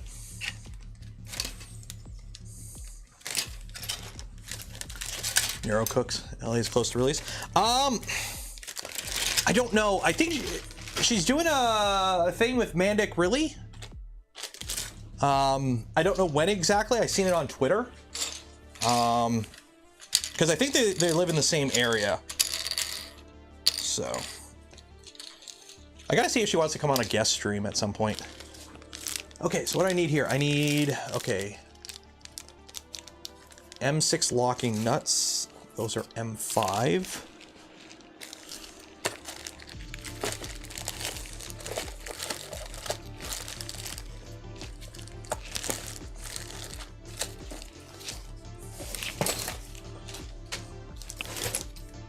What is it? I think that's his last name. I thought it was Mandic Reality, like Mandic, like, you know, like kind of cuckoo. Or I thought it was actually, I thought it was Manic Reality at first, and then it's like, so I think it's his name, or Mandic's his name or something. I can't remember. Okay, so where are M6 locking nuts? M6 nylon locking nuts. Oh, no, those are M5s.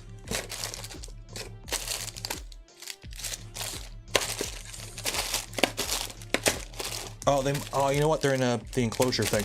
There's another box of enclosure stuff, isn't there?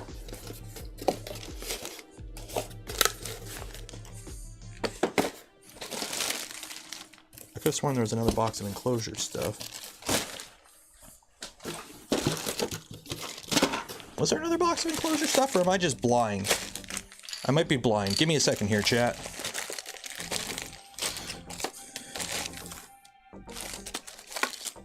Yeah, I don't see M6, and I don't see a 40 neodymium magnet, so they gotta be in a different box.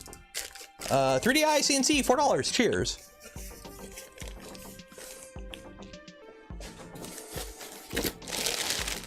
Oh, here we go. Here we go. Ugh.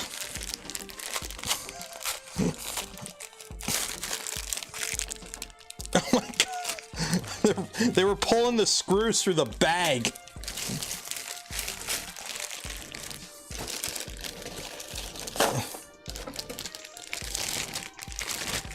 They're pulling the screws through the bag. There's the lock nuts.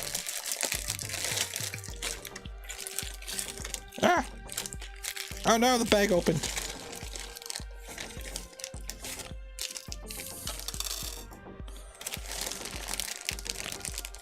N52?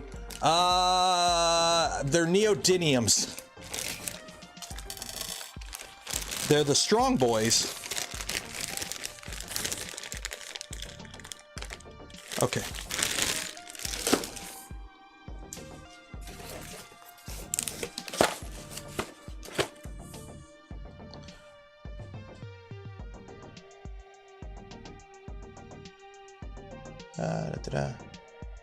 Beacon probe is taking orders. Nice. That'll be, for those looking for like something different, that'll probably be a pretty solid probe. Yeah. Okay, cap head. They call them cap heads. They're socket heads. They're socket head screws, not cap head. Okay, whatever. So magnets go in there. That goes through there. M612. They're all M612s. I got a million of these M612s. Yep.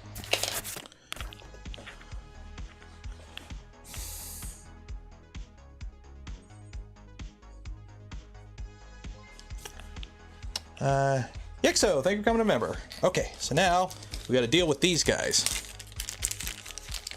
And hopefully not pinch my fingers or something, because these are stupidly strong magnets. Okay. So, magnets designed to be a tight fit. If loose, you may wish to secure them further. Place a few drops of glue. So those go in there. That goes through there. And that's like that. Okay. Easy peasy lemon squeezy. I don't think orientation matters.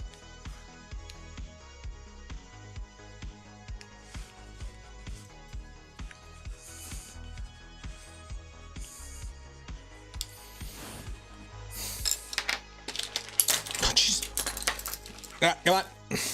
I put it down and it just started rolling. It's just like, I'm going on an adventure.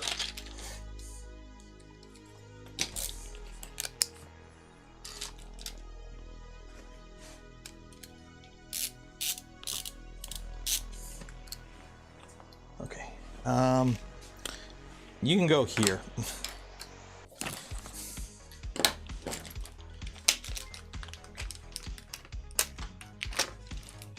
Okay, don't put the magnets in the bin with the screws. You will never get them back.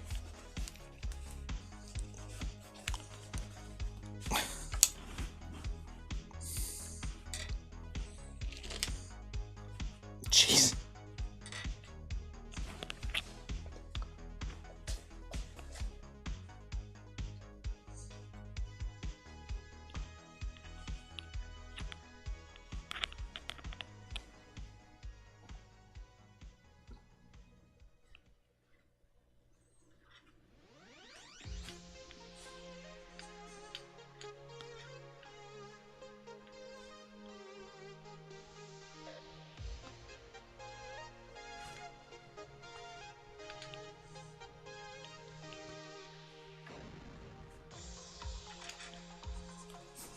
Okay, don't play around with neodymium magnets, because if they smash into each other under, like, if you just like bring them close and they smash into each other, they can and will explode, and little sharp fragments will go everywhere. Somebody said orientation matters. It doesn't say any. Where does it say that?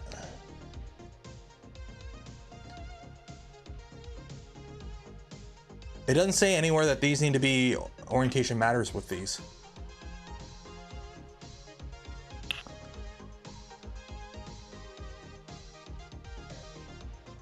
Oh, I see. Okay, when you put the, okay, I see what it is. These got attached to this. So as long as I pair them up when I put them together, we're okay. So here it doesn't say anything about orientation matters, but it matters here. So there we go.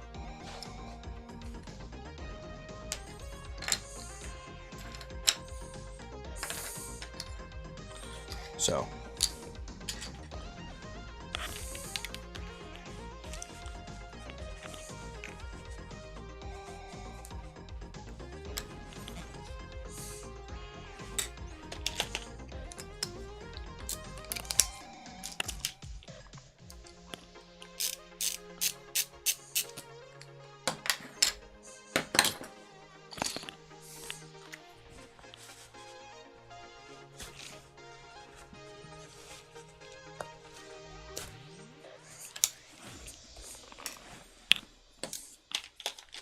what are the magnets for? The front panel.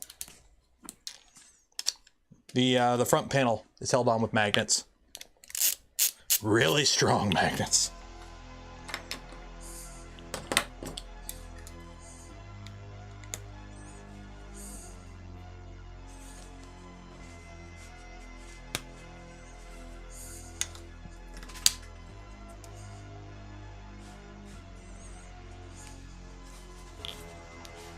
How does it work? I don't know. I think there's some posse of guys from a mental ward who are into theatrics who might know, but I don't know for sure.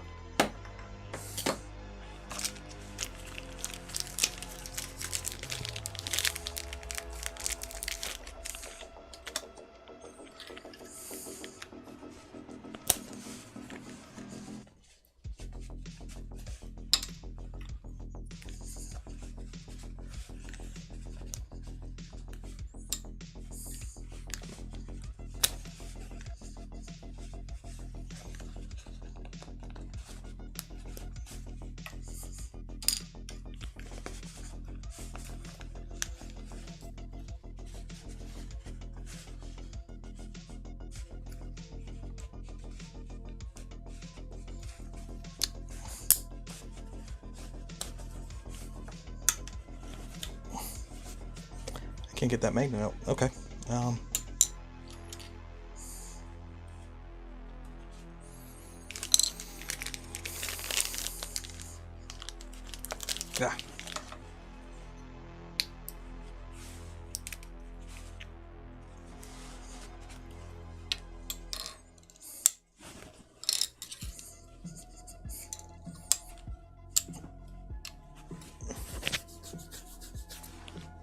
Okay.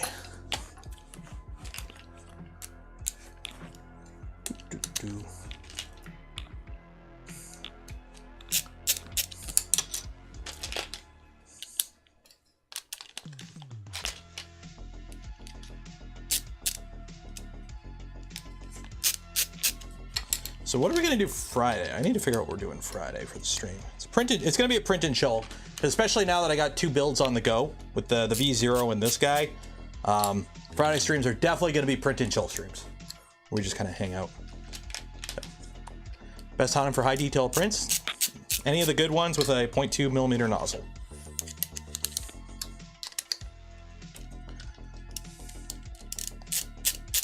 Screw sorting. One day I will grace you guys with the joy that will be the screw sorting stream. Okay, so for this part, magnets go in. Okay, so we've done that. Magnets go in and then they got to pair up, and then you put 2 nuts in.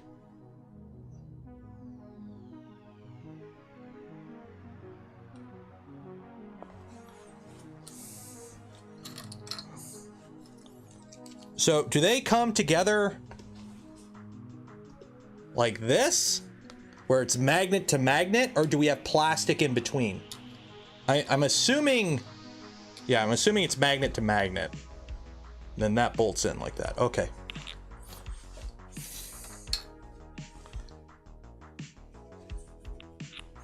So let's, oh Jesus, magnets. They're stupidly powerful. Nope.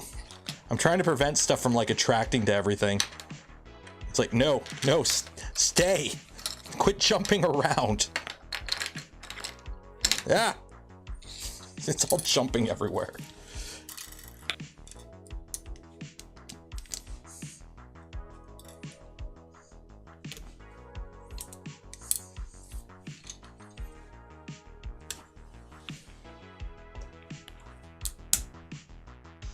I'm just putting these in first right now just because it's going to be a little hard later on.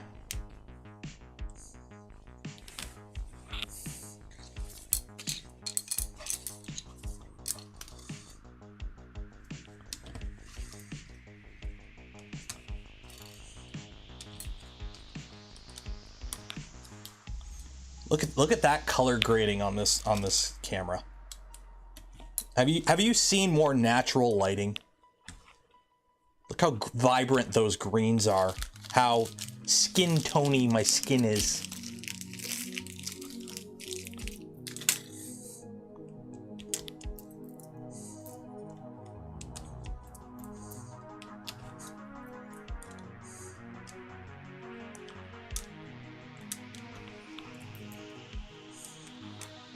Phil R, $5. First print running on my salad fork. Nice.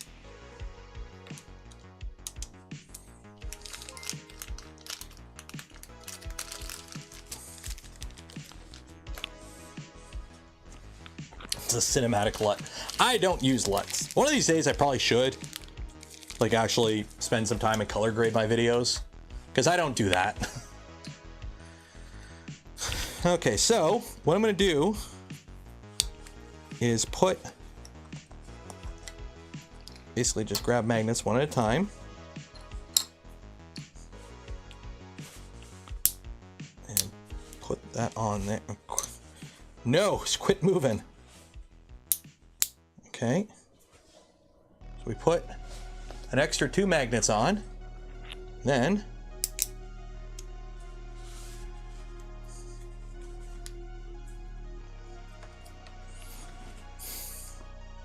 there we go.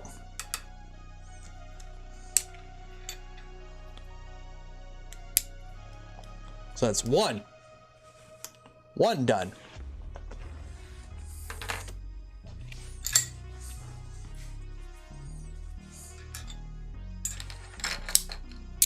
Ah! The 2 magnets attracted to each other in my hand, and they pinched.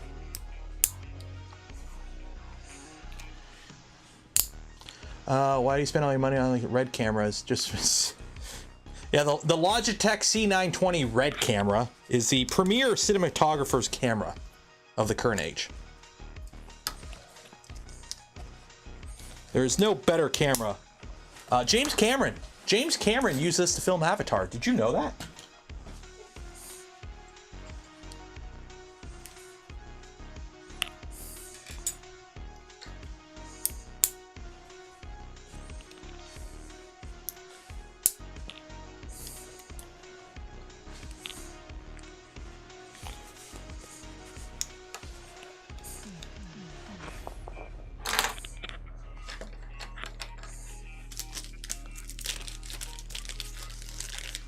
recommend for the RatRig that works with the EVA 3? Drop Dead Fredwick. English. I can speak English sometimes. I'm gonna recommend the hot end that they sent me, a Rapido, because I haven't built the printer yet, and that's the hot end they send me. So if they sent me it, I'm assuming that's the one they recommend.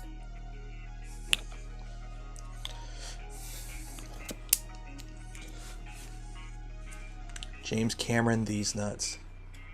Really? Really worse, Peter? You really are the worst, Peter.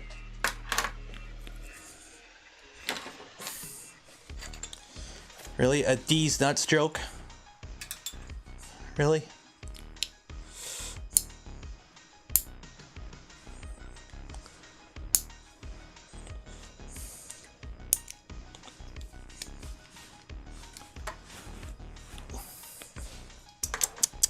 Disappointed. I'm building a 500. I must say this frame is huge. Well, if a 200, the frame on a 200 goes from about here to here, it's got to be like out to here. It's got to be a massive. I couldn't even fit that on my desk. My desk is 24 inches deep. How many? Can some? Okay, Google.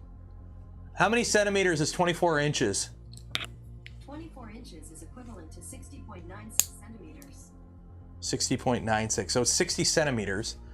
So yeah, it ain't fitting on my desk.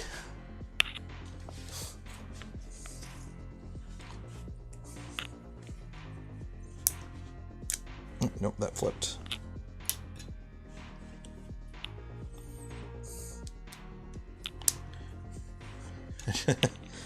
Yeah, I forgot about that. I'm like, wait a minute, I shouldn't do that. It sets off everyone. Google Home.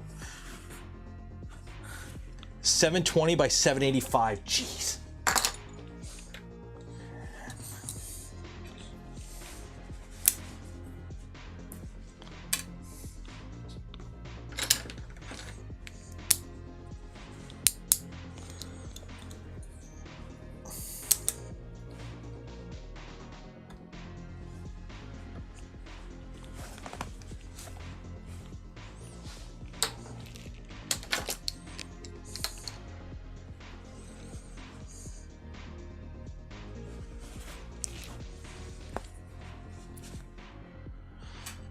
$500 in a room and then try to move it. Yep. We've had people do that with Vorons on the 350s on older houses. It could be a pain to get them through some of the doors.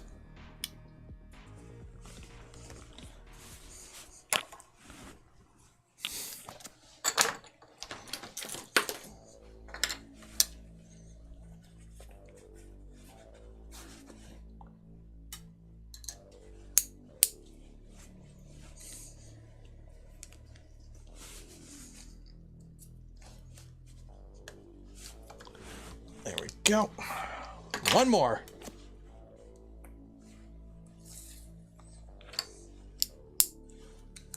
I measured my doors before ordering a 350 kit.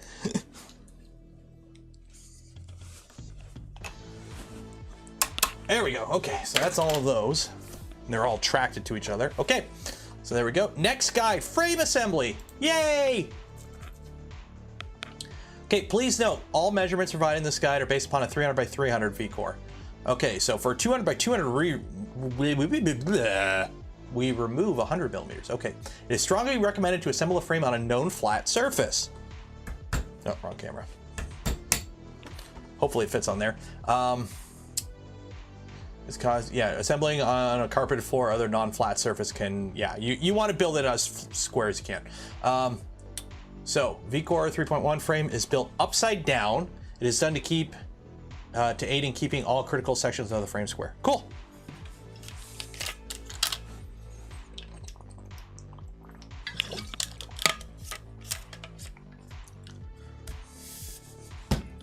Uh,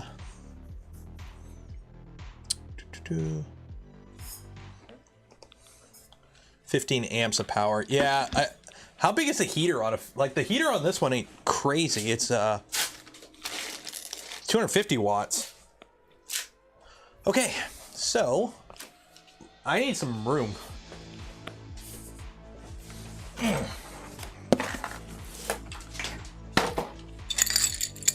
I'm just gonna put everything in the box. Just Everything goes in a box. Return to box.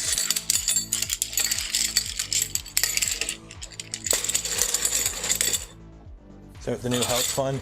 In today's economy, you think I'm Mr. Beast? Ugh.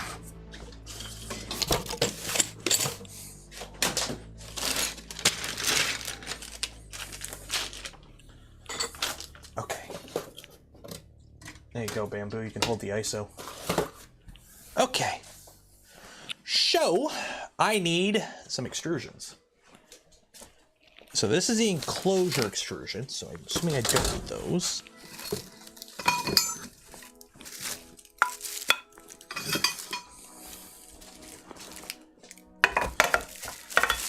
What really sucks is I don't have anything that's longer than 30 centimeters for measuring in metric. Unless you guys want me yelling at Google to convert my 24-inch Mitutoyo vernier. I don't know where my tape measure went. Oh wait, I got one in the garage. I can go in the garage and get it.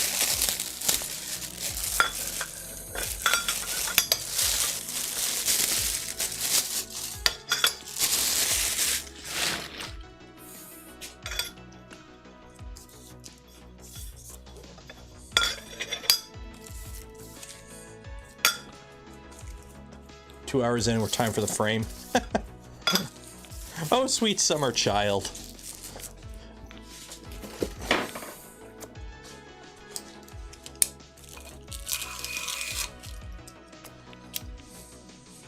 It's only 3 different lengths. That's good. I'm just going to unwrap everything right now and just get it.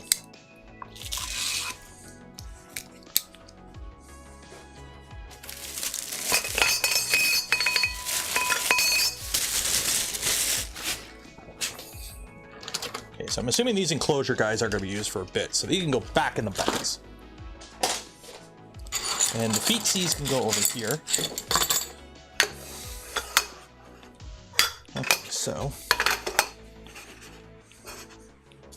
your short ones.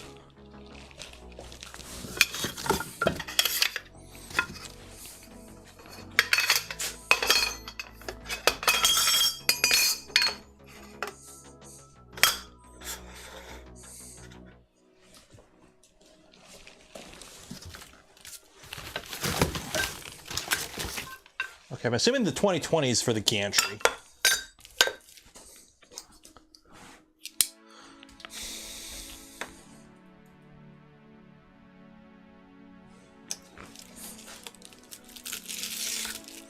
Oh, by the way, also, I probably should have mentioned this during my other things. If you are a member of the community Discord, which if you're not, link in the description, join. This month's community challenge is now live.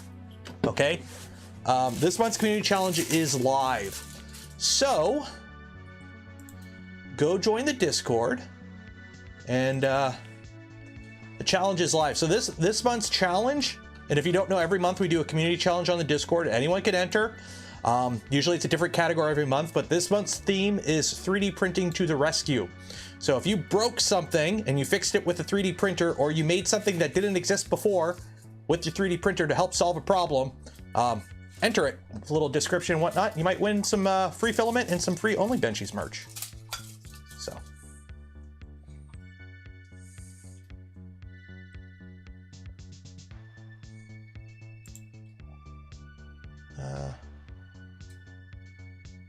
Okie dokie.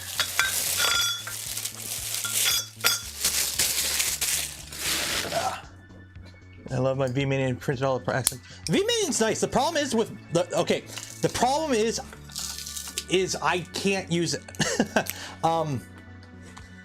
It's a really nice printer and it prints great. Mine prints great, even though my bed's a millimeter out because I never bothered to square it. The problem is I just don't really have a need for it. So it sits in the other room, and I've used it for some things, but it's not on my list of printers I use often, unfortunately, just because it's kind of a... Okay, so how many extrusions do we got here? There's just...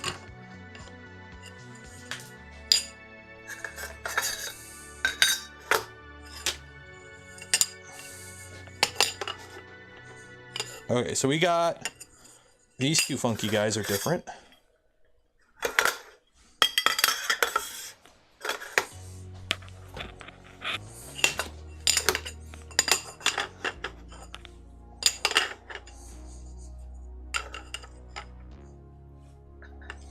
Okay, so we got long boys. Slightly not as long boy. Oh, wait, no.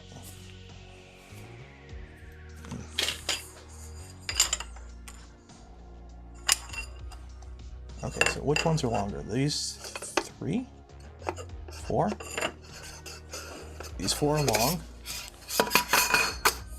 And then we got these 4. We got this one. And these 2 are the same. These are all the same, and then this guy's different. So that's what we got. We got that one, this one, these 2, these ones, that one. Okay. Who said there was only 3 different lengths? Because I've got like a bunch of different lengths here. Okay.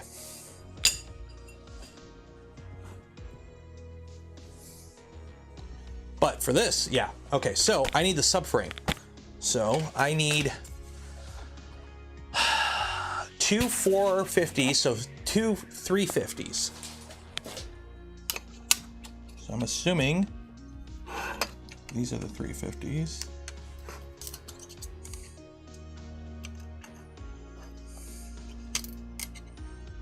Nope.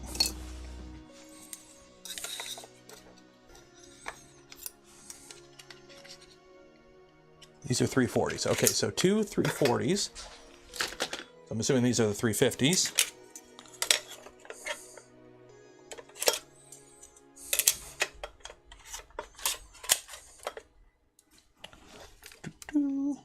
Yep. So these are the 2 350s. That's 2 340s. And then I need 1 420, which is a 320. Nice.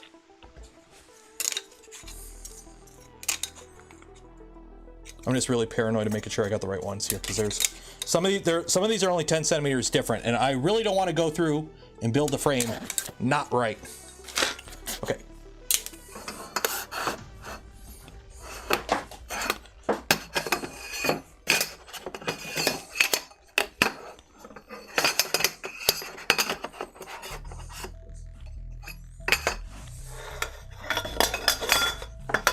Okay.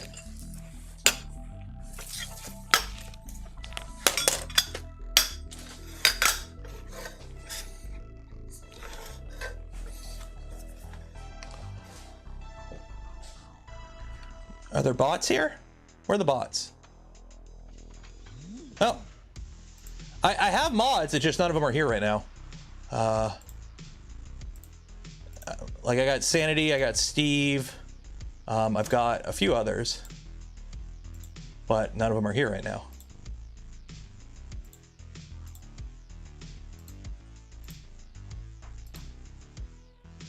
There you go. Report. I want to commercial content or spam. There we go. Okay. Now I got a can of Adithal. If it's too short, I'll just get a can of Adithal. Okay. So, and we need 10 of the 90 degrees. Okay. Really? 1, 2, 3, 4, 5, 6, 7, 8, 9, 10. Ah. So, let's see here. These go here. That goes here. That goes there. That goes there. Cool. Cool. I'm assuming that's supposed to be loosey-goosey there? Oh wait, no, it goes like this. Haha, I am smart.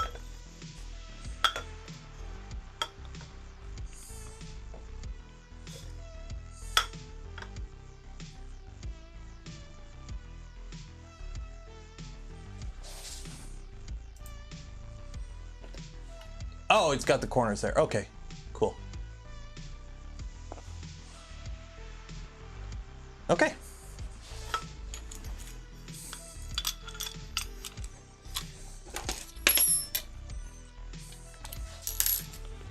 Now we start screwing around.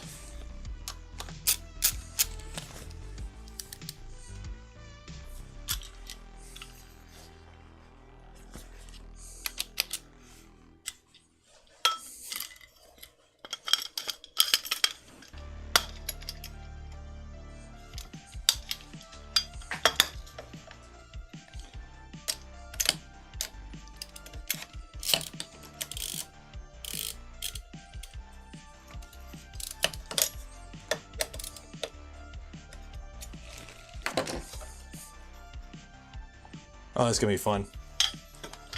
That's gonna be fun. Yeah, I'm gonna need a ball end for this, because I'm not gonna be able to do that with my LTT store screwdriver.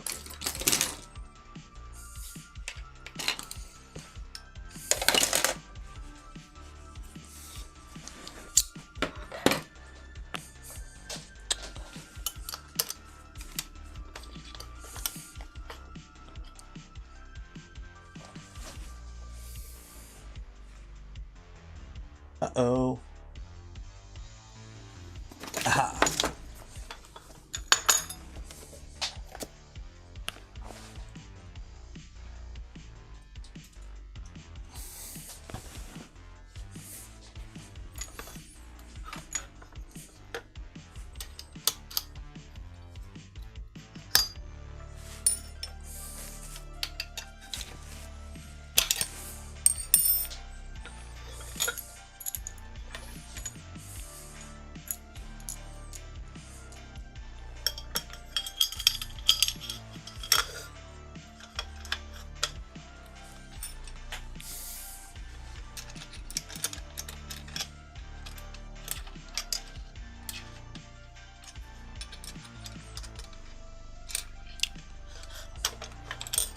Wait, one second. Did I got it the right way?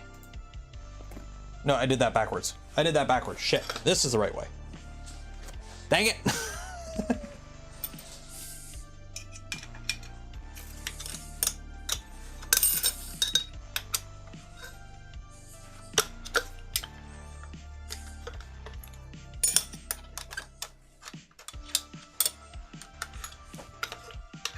That goes like that. There we go. Okay.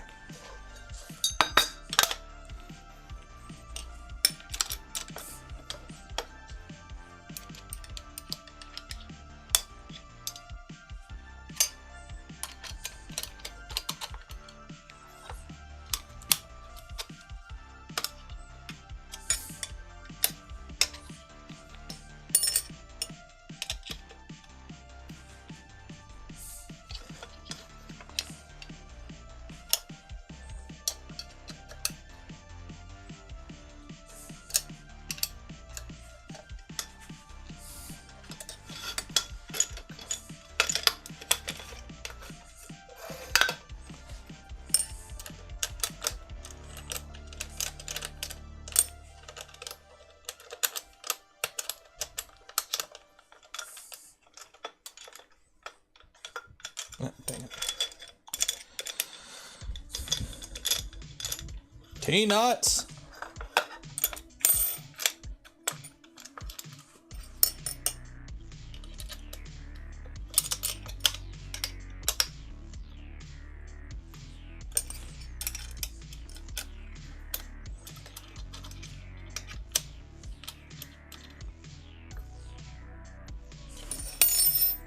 There we go.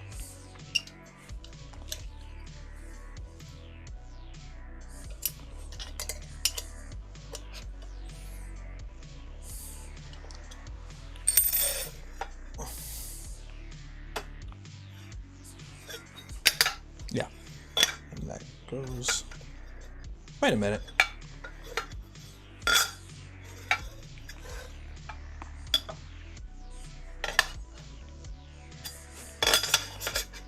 Oh, bloody hell, I put the wrong size extrusion.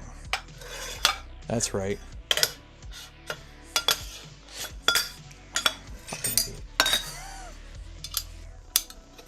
Yeah. I'm a big brain. Biggest brain in the world. Super big brain.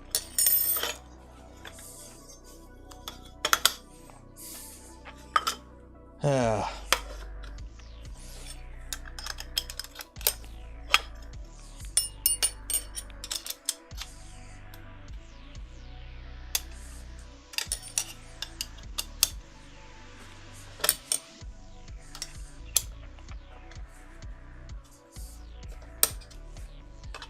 have 1, 2, 3 blocks in my garage.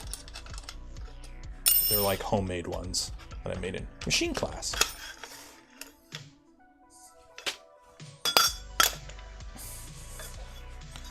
So you would go there, and then you go there. Yeah, that makes a bit more sense.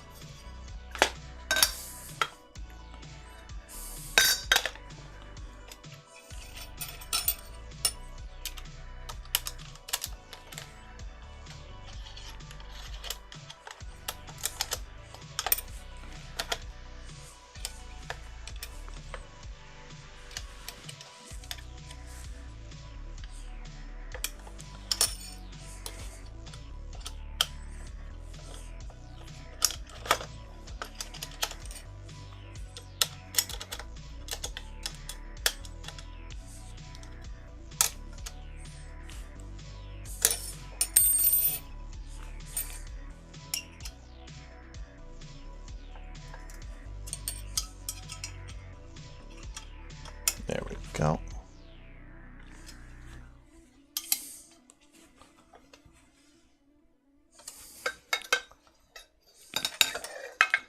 Does this just kind of go in the middle?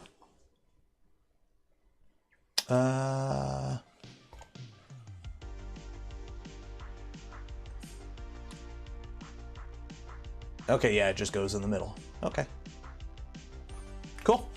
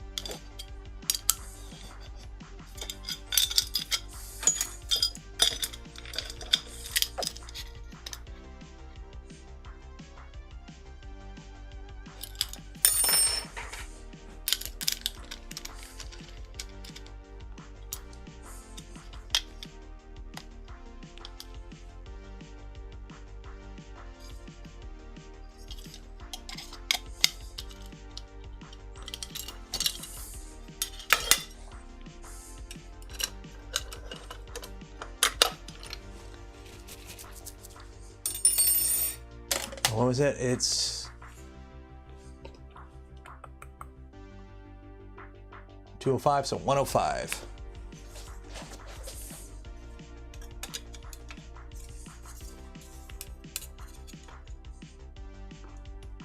Oh wait, no, it'd be half that. No, it'd be 50 millimeters less. So 105, 155, right? 155.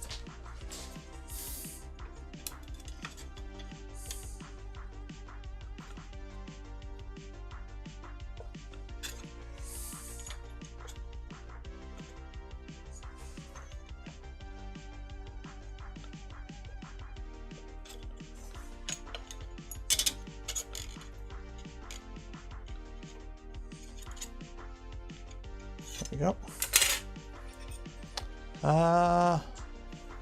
Nicholas, I'm running out of space. Oh, I'm keenly aware.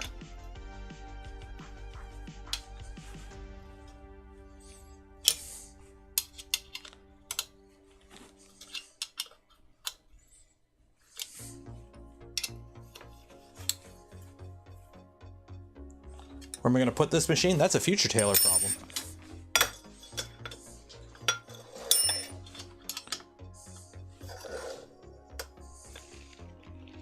There are many mysteries in the universe. Where do we come from? Why are we here? Why do kids love Cinnamon Toast Crunch? But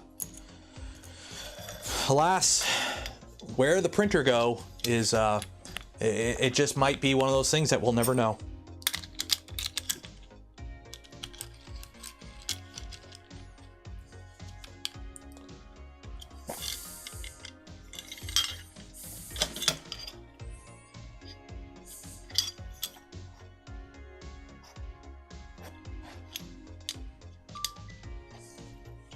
Thomas, gifted 5 community memberships. Cheers.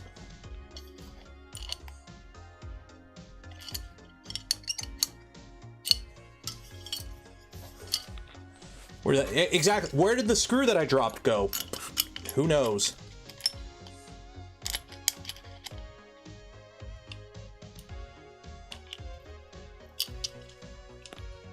Who knows?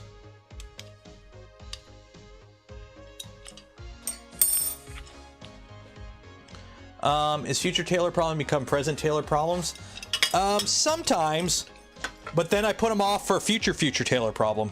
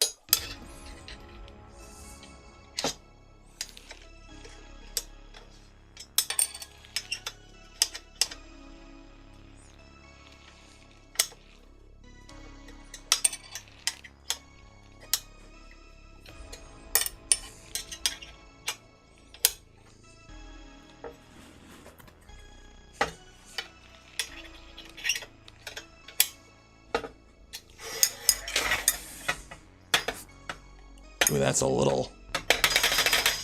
That ain't good. Okay.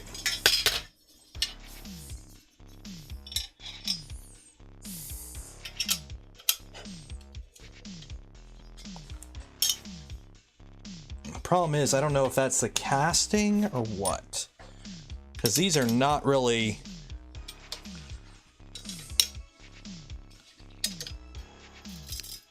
Like, these blocks are cast. So they're not really precision engineered.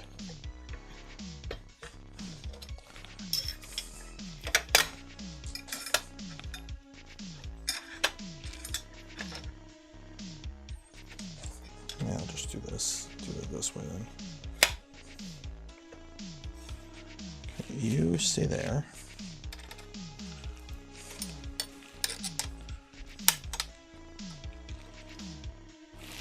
Okay. No, you're still good there.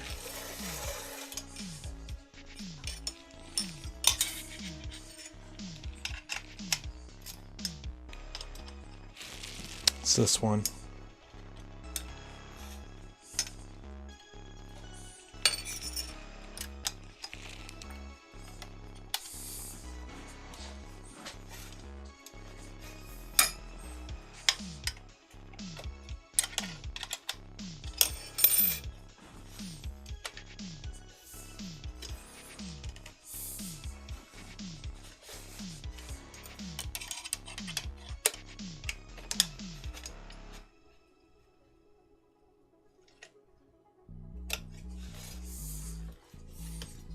There we go.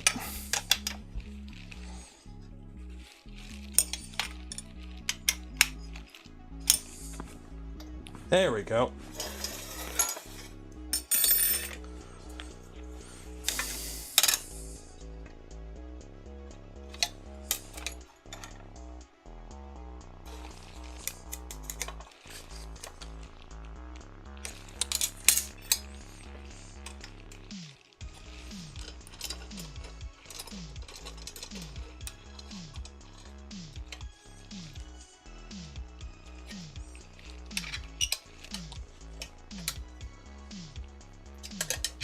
Yeah, it's one of the things like that you cut. Oh man, look how much that opened up with these corner cubes. They're cast, right?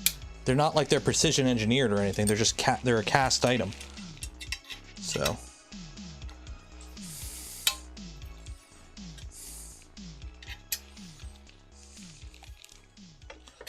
how much that opened up.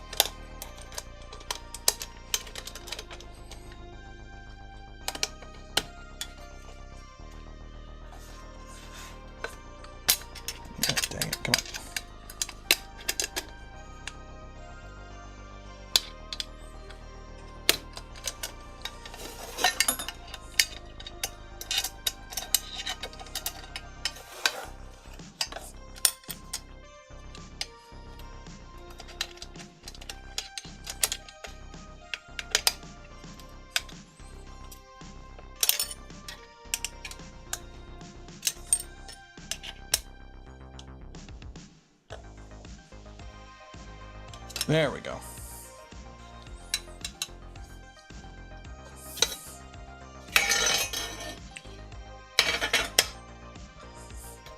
Okay.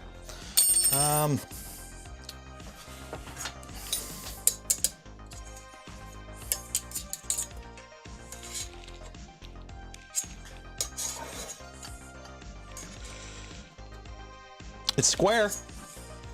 It's square and she don't wobble, so I'll take it. I will take it.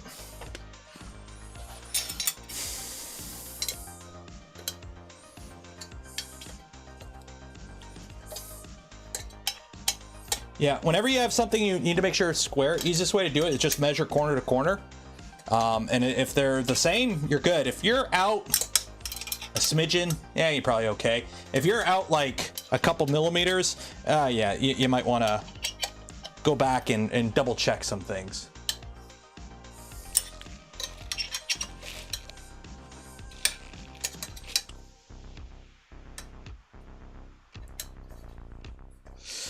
Part doesn't need to be 100% square. Yeah, but if you keep everything square, it just goes together easier.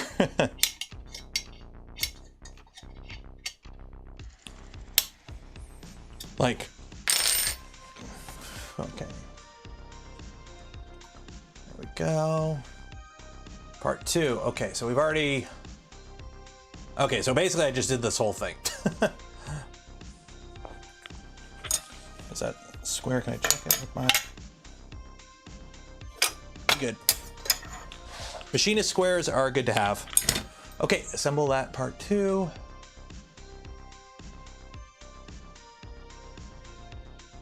Okay, so facing upwards. Upwards. And those go downwards. Okay. Easiest peasiest lemonest squeeziest. I kind of want pizza tonight. Do I want pizza?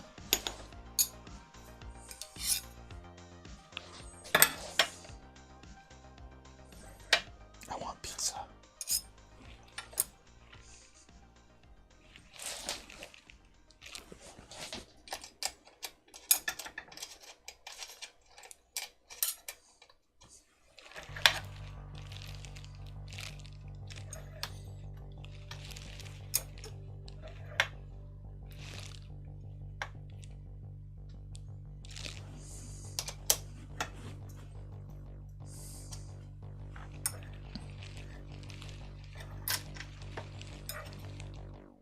Wow, that, oh yeah, there's like a burr on this.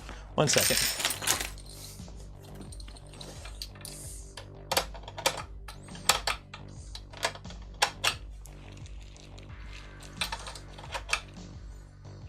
I'm trying to line it up and there's a burr that's ruining up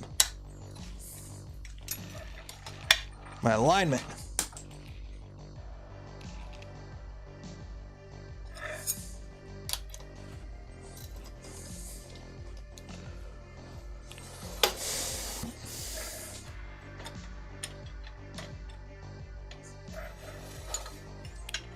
Yeah, I'm just gonna line it by feel. There's no point trying to get it perfect with it just being a casting.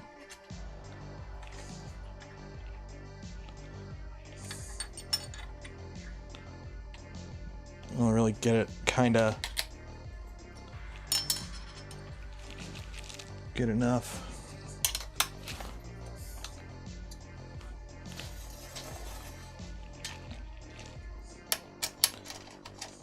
I guess what you could do is put another extrusion in there and use that to line it up. Yeah, we'll do that. Let's push at the bottom of the extrusion. And just kind of hold that in spot. Yeah, we'll do that. We'll do that. So I'll redo those other two.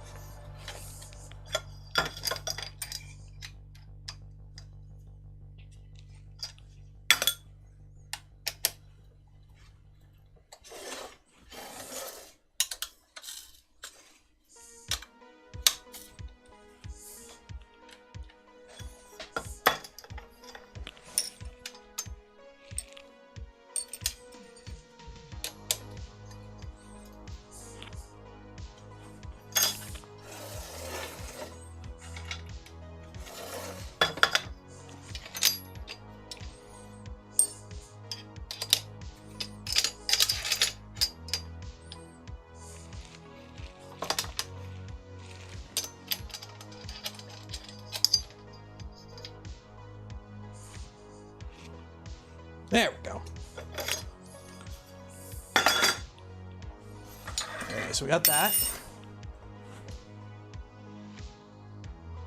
And then we need 4 760s. So that would be 660s, right? So 660s. I don't have 6. Oh, other bin. Okay. Ah.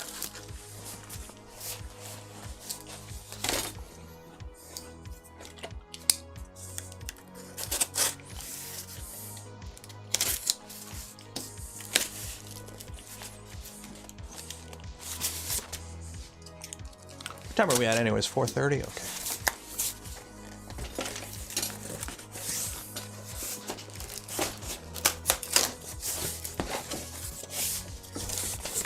Hopefully these are all the same, so I don't have to worry about it. They are. Is that it? Just 4 extrusions? Oh, no, they're not.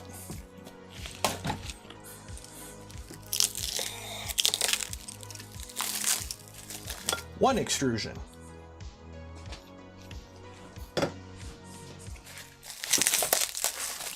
Two extrusions. Quattro extrusions.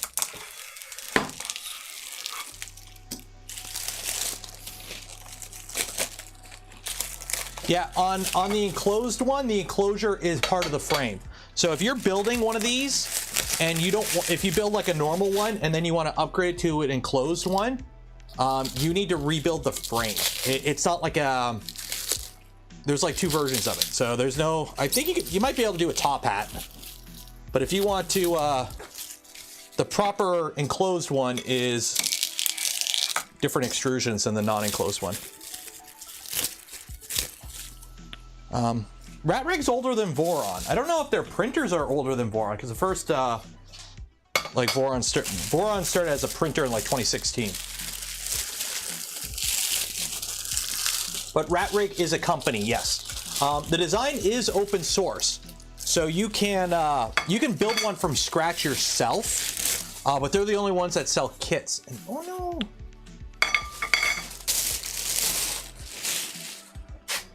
no. Got a little bit of something on the extrusions. That's not good.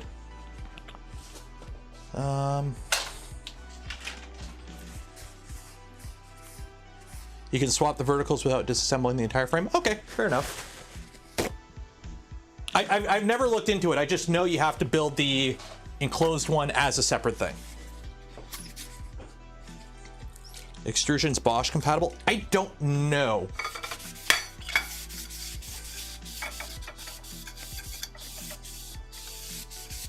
Yeah. I'm hoping this clink comes off. Like a weird residue.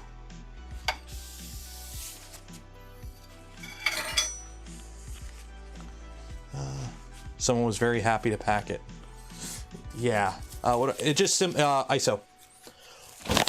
Yeah, you can see it's like a weird residue. Problem is these are anodized black, so I can't like just scrub them. Put some gloves on.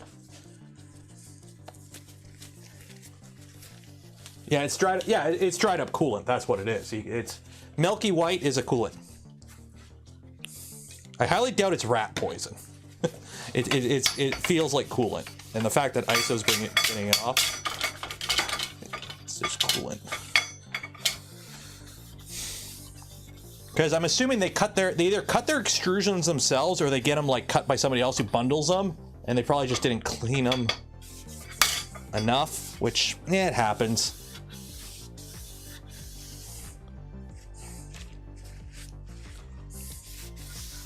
Yeah, it's kind of coming off.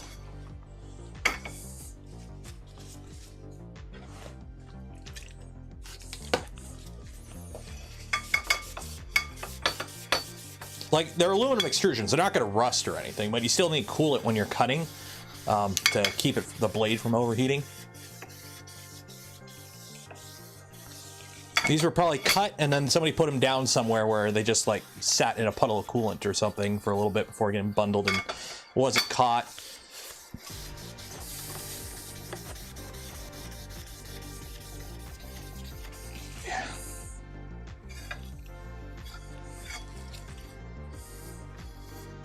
I'll just put them on the inside. Yeah, that's definitely coolant. That is, yeah, it's blue a bit because of the rag, but it was white. But it's definitely coolant.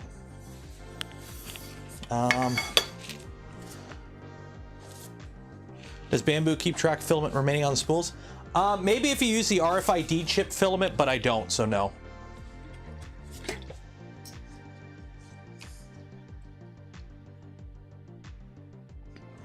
Let me think here. Don't think I have any other. Let me go see if I have any other cleaner.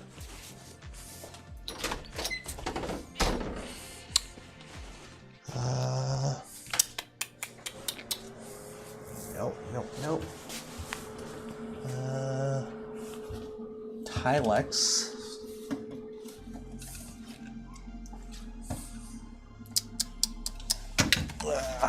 Mildew remover. Grout remover. Like, I've got. Thing is, it comes off easy. Here's the thing, okay? It's dry coolant. I worked in a tool shop. I can clean this off easily. The thing is, usually I use like Scotch-Brite to get it off. And I don't want to do that to anodize extrusions because I'll take off the finish. So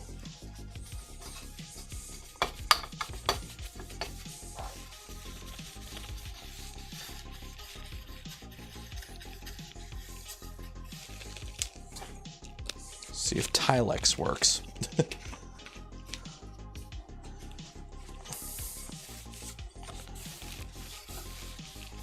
That seems to be working okay.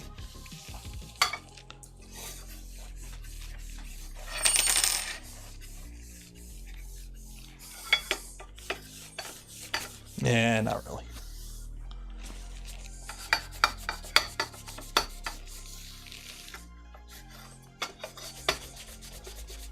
Yeah, it's not really. Painter's tape? What, like just put painter's tape on it? That ain't gonna do anything. Hose them down. That ain't gonna work. 1 second.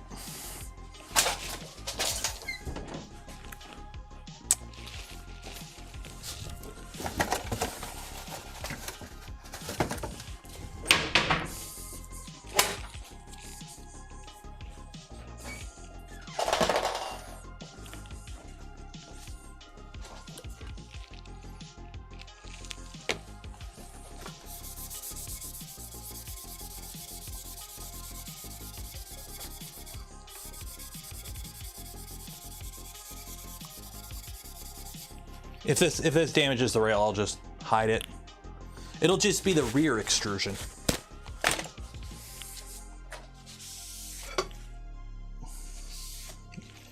Yeah, even that kind of.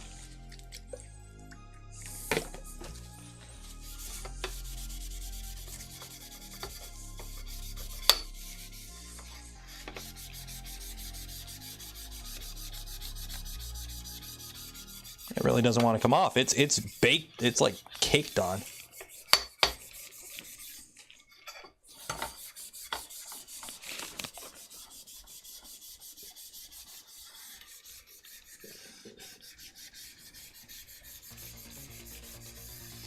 What time are we at right now? 4:30. So we got about half an hour before the end of the stream. So if you haven't entered for your chance to win some Polymaker filament, do so now. Because, yeah, there we go. That works. That actually ain't too bad. There we go. That'll do. Okay, 1 second. I'm not going to request replacement extrusions. I worked in a tool shop for 7 years. I know this kind of thing is just like a, yeah, shit happens, and it doesn't affect the functionality in the least. Plus, this thing's gonna have panels on it. You're not gonna see this anyways. This is more a, yeah, I'll just kind of clean them up a bit and call it a day.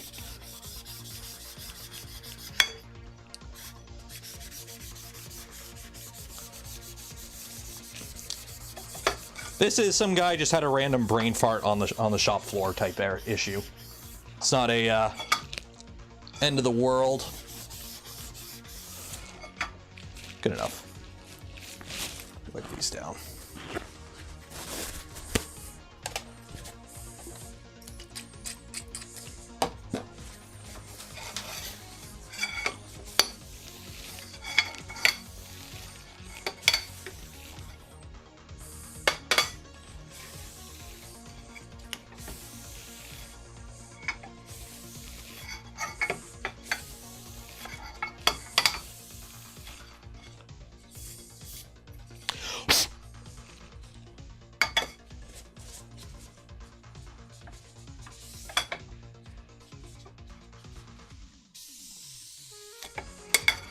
Yeah, I'm not going to go requesting replacement extrusions over a little bit of coolant staining.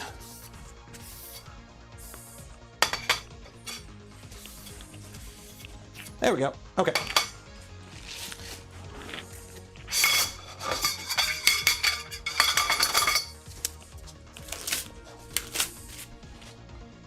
Okay, back to work. So we need 4 of those and 16 corner plates. Okay. So those go on flush. Okay. Oh, so we're putting all the corner plates on first. Okay, cool.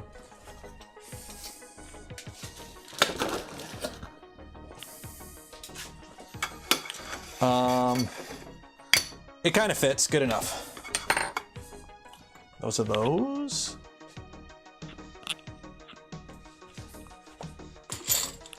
Like, where did I put them? Oh no, I put them together backwards. Black Sharpie. Exactly.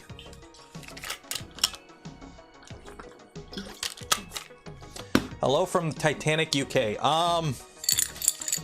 Hello, I am under the water. Please help.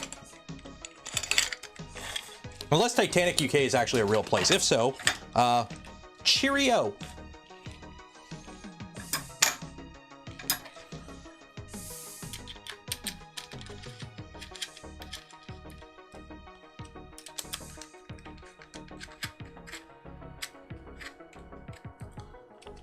Here's the thing with scratches.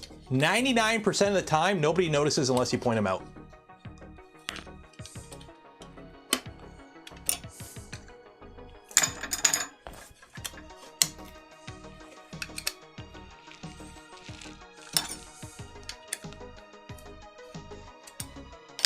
Oh wait, I can use my LTT source screwdriver for this. There we go. So we got to put a bracket on each end, 2 of them.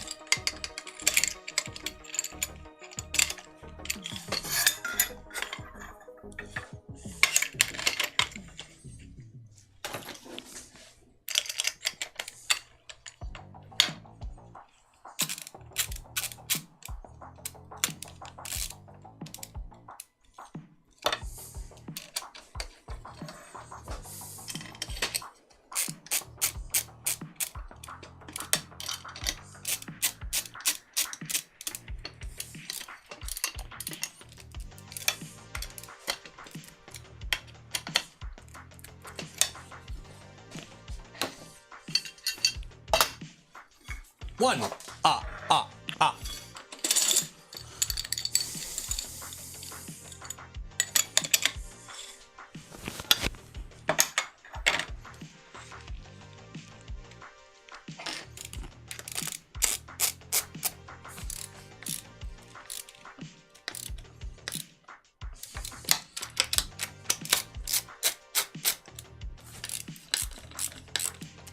Is there a trick to make sure they're seated properly? Good hammerheads, as you spin them, will seat properly. I find the bigger hammerheads, so the hammerheads you use on like M30s, tend to actually, I find, work better than hammerheads that you would find on like 20 mil extrusions. They just seem to rotate better. There's more room. They don't get stuck as often. They still do occasionally. And you can kind of feel when you screw it together. if it's not in the right spot. Like you'll be spinning the screw more than you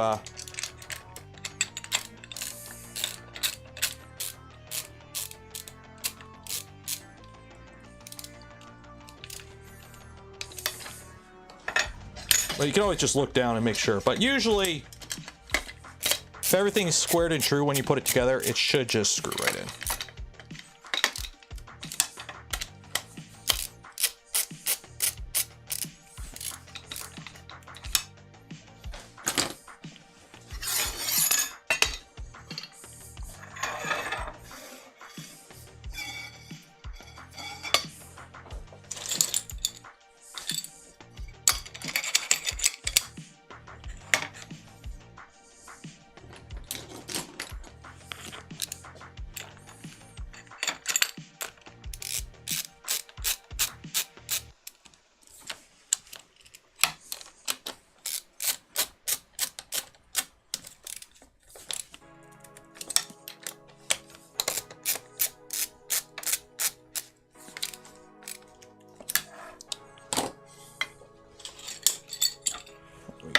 There we go.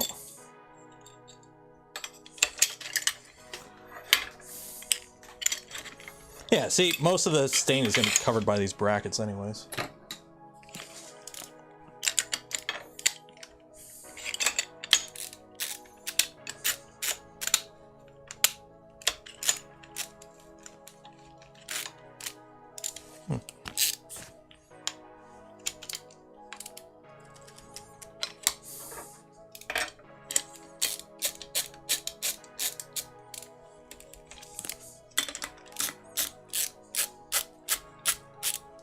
Sanity's back. You missed all the bots, Sanity. Where were you? I had to do two jobs.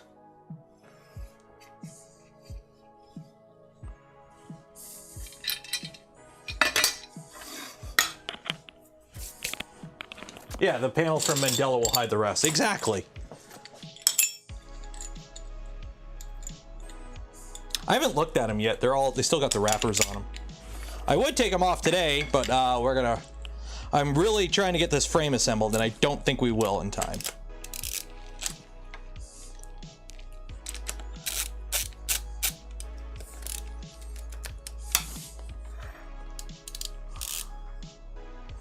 Yeah, you missed your chance.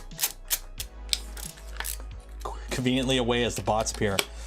That means Sanity's Batman.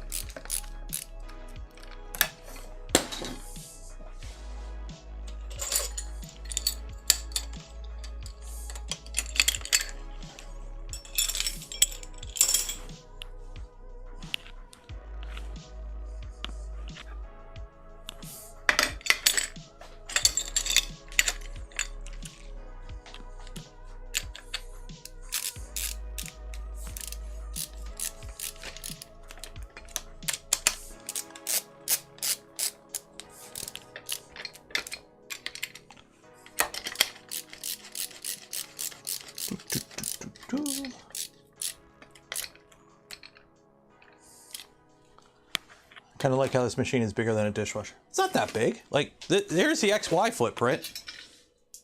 Roughly, I believe. Like, I mean, sure, the XY is about the same size as a 250 V2. And this is only 200. But it is what it is.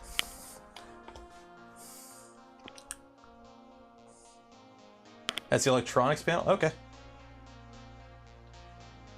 What are we even building right now? Oh, I see. Oh, okay, wow.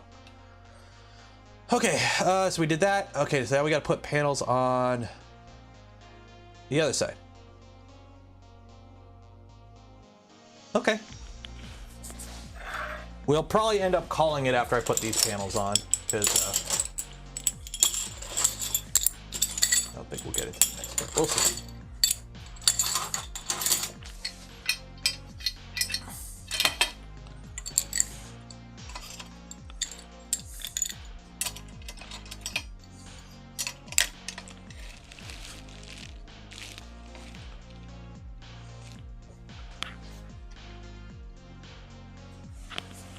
Yeah, it uses 30-30, so it's gonna be bigger than a a comparable bed frame size Voron, because like that's one of the things Voron was designed to do too, was to have the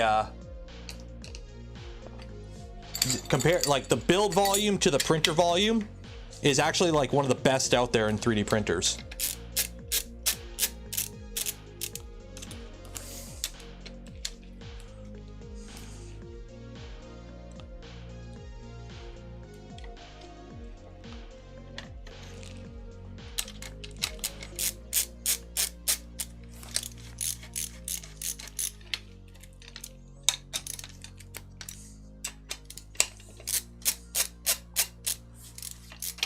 Is this an upgrade to a Voron then? Yes and no. It's beefier than a Voron, but that also means it's bigger than a Voron. It's heavier than a Voron. It's a different design. It's a completely different printer.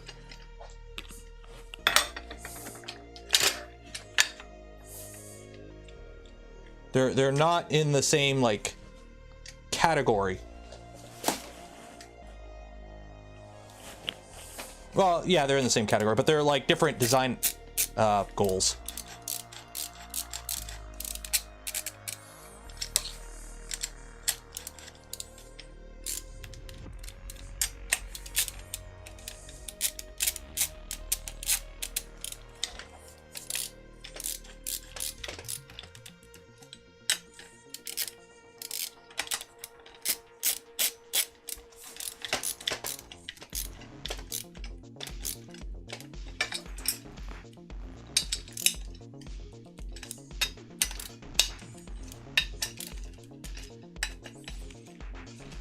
Go.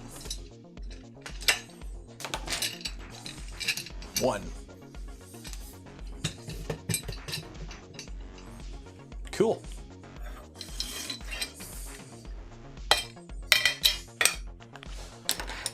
What do I think of the 500? This is as far as my experience with RatRig goes. I don't even have a frame together on a 200, so I can't really comment on the 500. If you're looking for a 500mm Core XY machine, sure.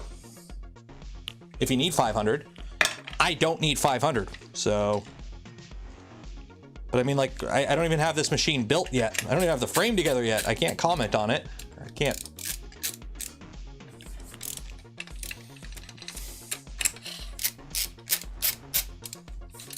Huge. Yeah, make sure it'll fit.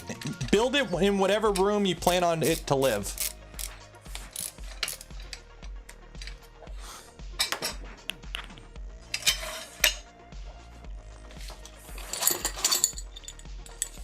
Because you don't want it, build it in a room and then it's stuck in that room if that's not the room you want it to be in.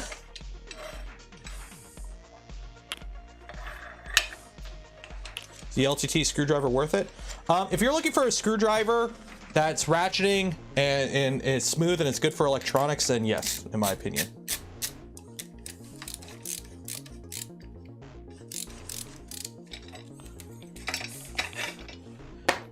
If you're looking for like a screwdriver to work in like a garage and you're gonna beat on it, probably not.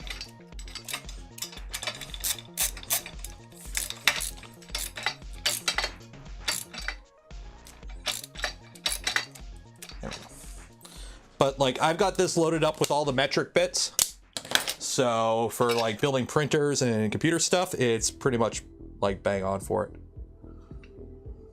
So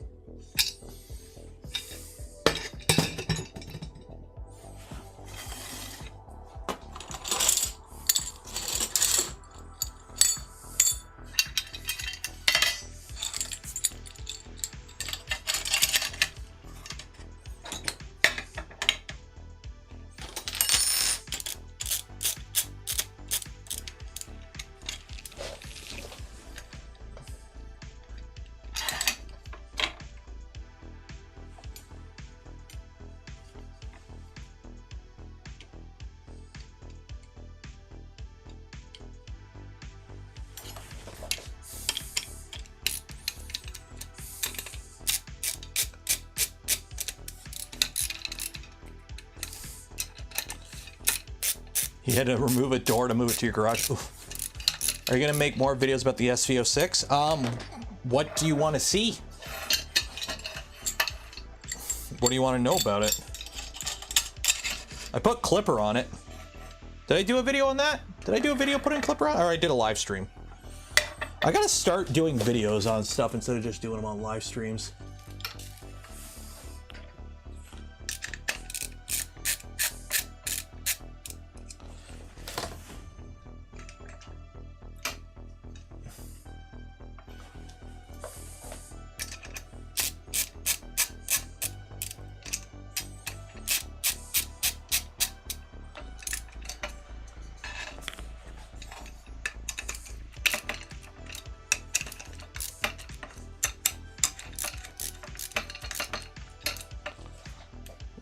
V-wheel, switch wire conversion.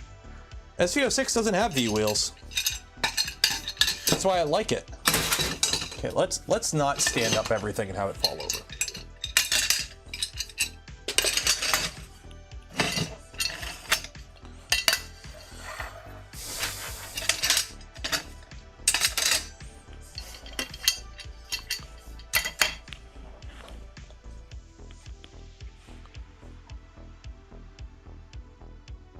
To make an Ender 3 equal marks. Well, here's the thing. It's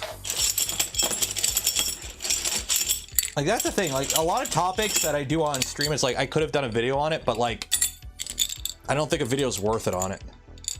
It's like some of it's like I'd rather just, you know, I find it easier to just talk off the cuff. Like, what do you need? Okay, to make an Ender as equal, like a cheap Ender, the $99 Ender 3, to make it as good of a printer as I think it should be. Okay, a better extruder, a bed probe of some sort, a removable flex plate, and a motion system that doesn't wear out as it works. There you go. I've improved the Ender 3. Oh, and an all metal hot end. But it's content. Yeah, but it's not the content I want to do. That's the thing. Like, yeah, I could sit there and make little clickbaity videos with purple and blue LEDs on the wall in the background. And what's up, guys? Today we're going to be taking a look at the XYZ printer that so-and-so shit out. It's exactly like the machine from 3 months ago, but it's got a touchscreen. Let's spend 15 minutes talking about it. Wow, it prints like every other printer out there. Here's my affiliate link.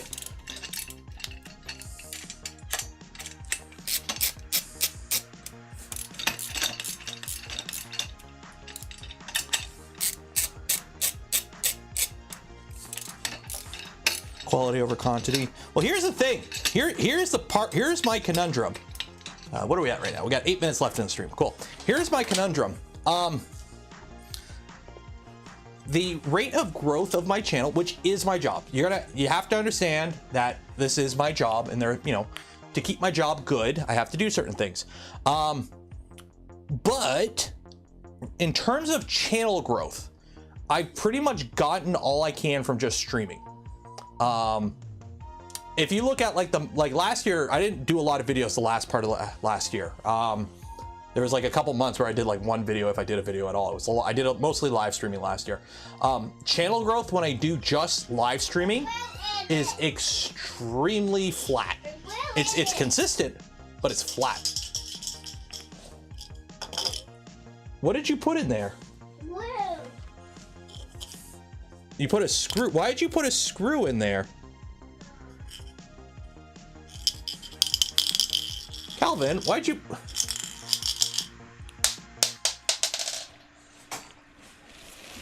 Where'd you even get this screw from? Hey, come here. Come here. Can you play Daddy a song? Here, can you play a song? Yeah. Play a song.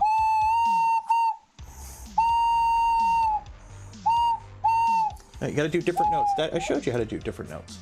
Okay. Right there. No, not with your nose. No, you gotta push different buttons. And I did. Yeah, you put your finger over it as you play.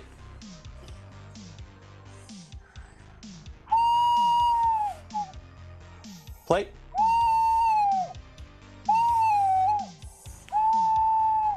You got it? Okay. Hey, what do you want for dinner? Hey, what do you want for dinner?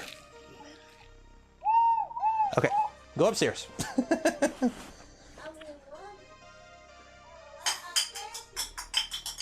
Nintendo about to DMCA this room. Oh, no, don't go in that room.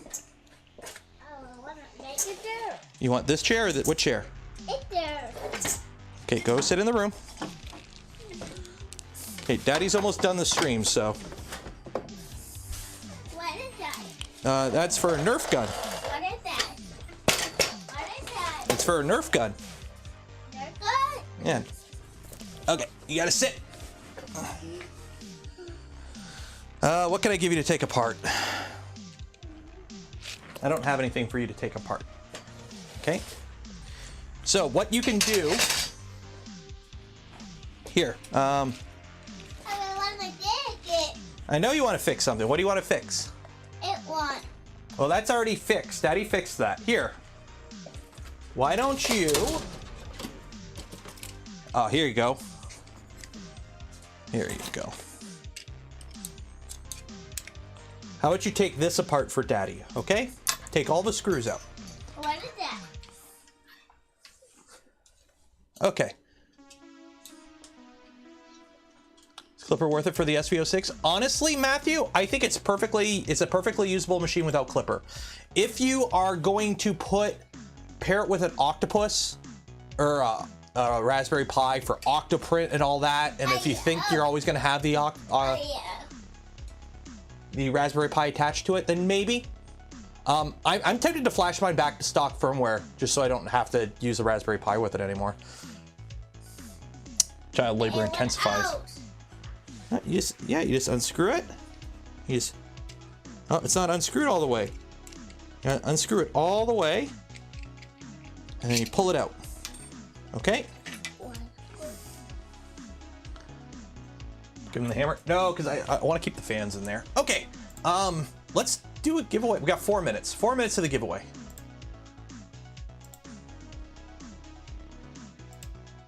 One in it.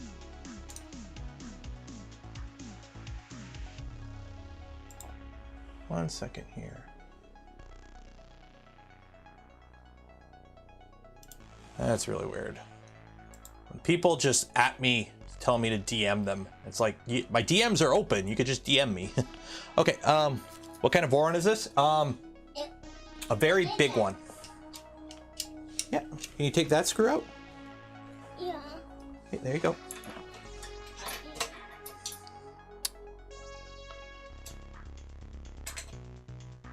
I'm just scrolling up here.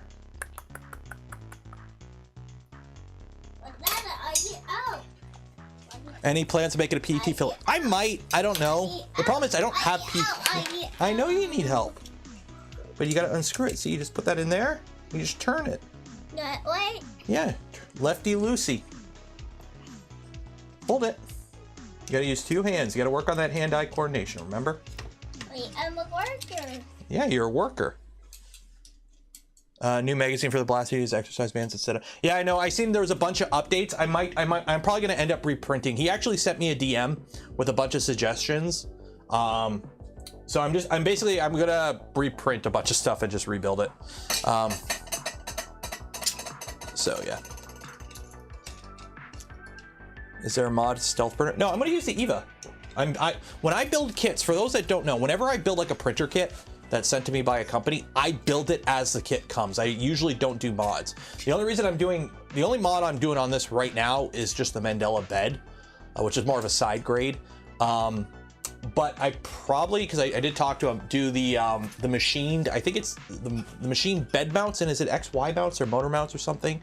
Basically the machine parts for this. We'll probably do that at a later date. So I'm gonna build it stock for now, and then in the future do an upgrade on it. So. How many money is it? Depends on where, I don't know, it's like 80 bucks, 60 bucks American or something. Yeah, you go to the left. There you go, it's not that tight. You know.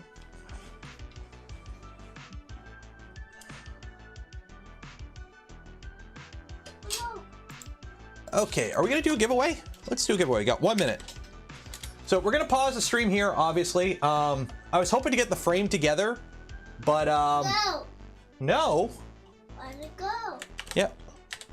I was hoping to get the frame together, but unfortunately it looks like our good pal Are you prep out? work Are you out? took up a lot of the stream. Yeah, no, you screwed to the left. What? No, you're going the wrong way. There you go. Crystal, $2. Cheers. My 6-year-old wants to play a toonie for Tim's. Aw, cheers. Are you out? Is this screw in it? Yeah, see, it's a big screw. Oh, there you go. Okay, now can you take out that screw right there? Here, use that. Can you take that out? I think that's an old mini stealth burner. Okay, let's get the name. So if you haven't entered, you'll have another chance on Friday. We got 760 people entered. Not too shabby.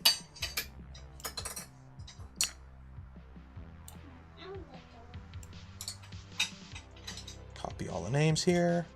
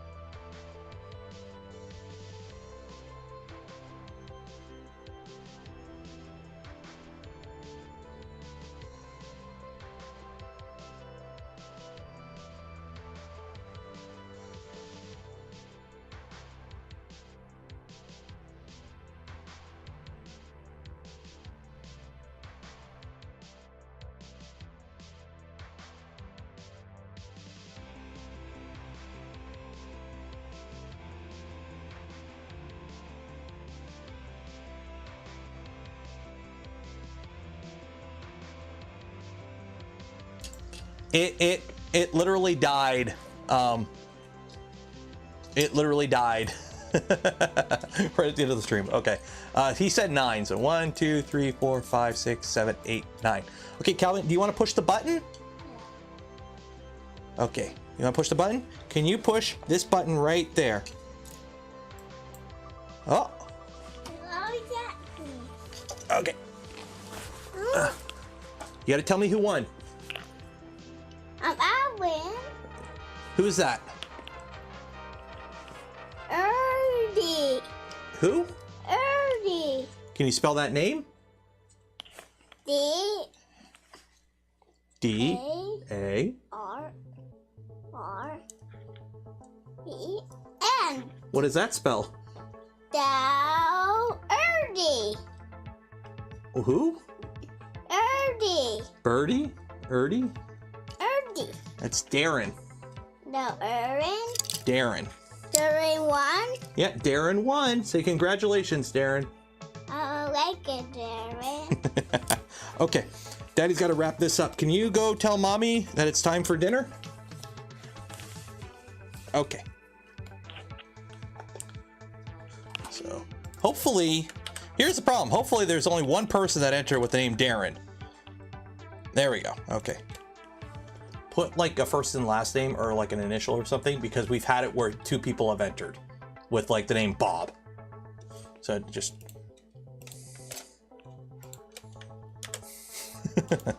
there we go. So congratulations, Darren.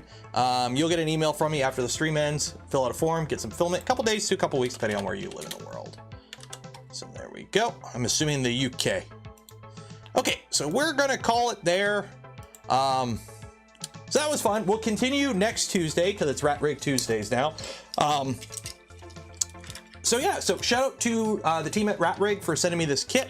We'll continue on with the build next week. Hopefully get the rest of the frame together, get it up so we can figure out where we're going to put it. But so far so good. The only thing is really there's a little bit of coolant stains on one of the extrusion. Shit happens. I really don't care. And what's the other thing I could suggest? It was something with the cross hatching. Oh yeah, with the sacrificial layer. It's annoying to clean off, but it is what it is. But other than that, everything's good. Everything, the parts are all labeled clearly. Printed parts look really good. Extrusions are all equally cut to length for their equal sizes. The brackets look good. Everything's so far so good. Instructions have been good so far. So yeah. So we are good there. Shout out to the RatRig team for providing the kit again. Again, words and opinions are my own. I'm not being paid for this. It's all no contract or anything like that. Shout out to Mandalaroseworks. Check both those companies out in the links in the descriptions below. Also shout out to Polymaker for the spool of filament we gave away. When I'm working on the Delta Next, whenever I get a replacement controller board in, I'm waiting on AliExpress. It is what it is. 6 weeks or 6 months or 6 days, who knows? So yeah, and for those that donate to the channel, became members of the channel, or gifted memberships to others, I thank you. I would not be able to do the things I do, create the content I create, without your continued support. So thank you. I think we're gonna call it there. I'll see you Friday at 2 p.m. Eastern for something, Print and Chill Friday, and then back to the V0 build on Saturday. So enjoy the rest of your week. Be safe out there. Wash your hands.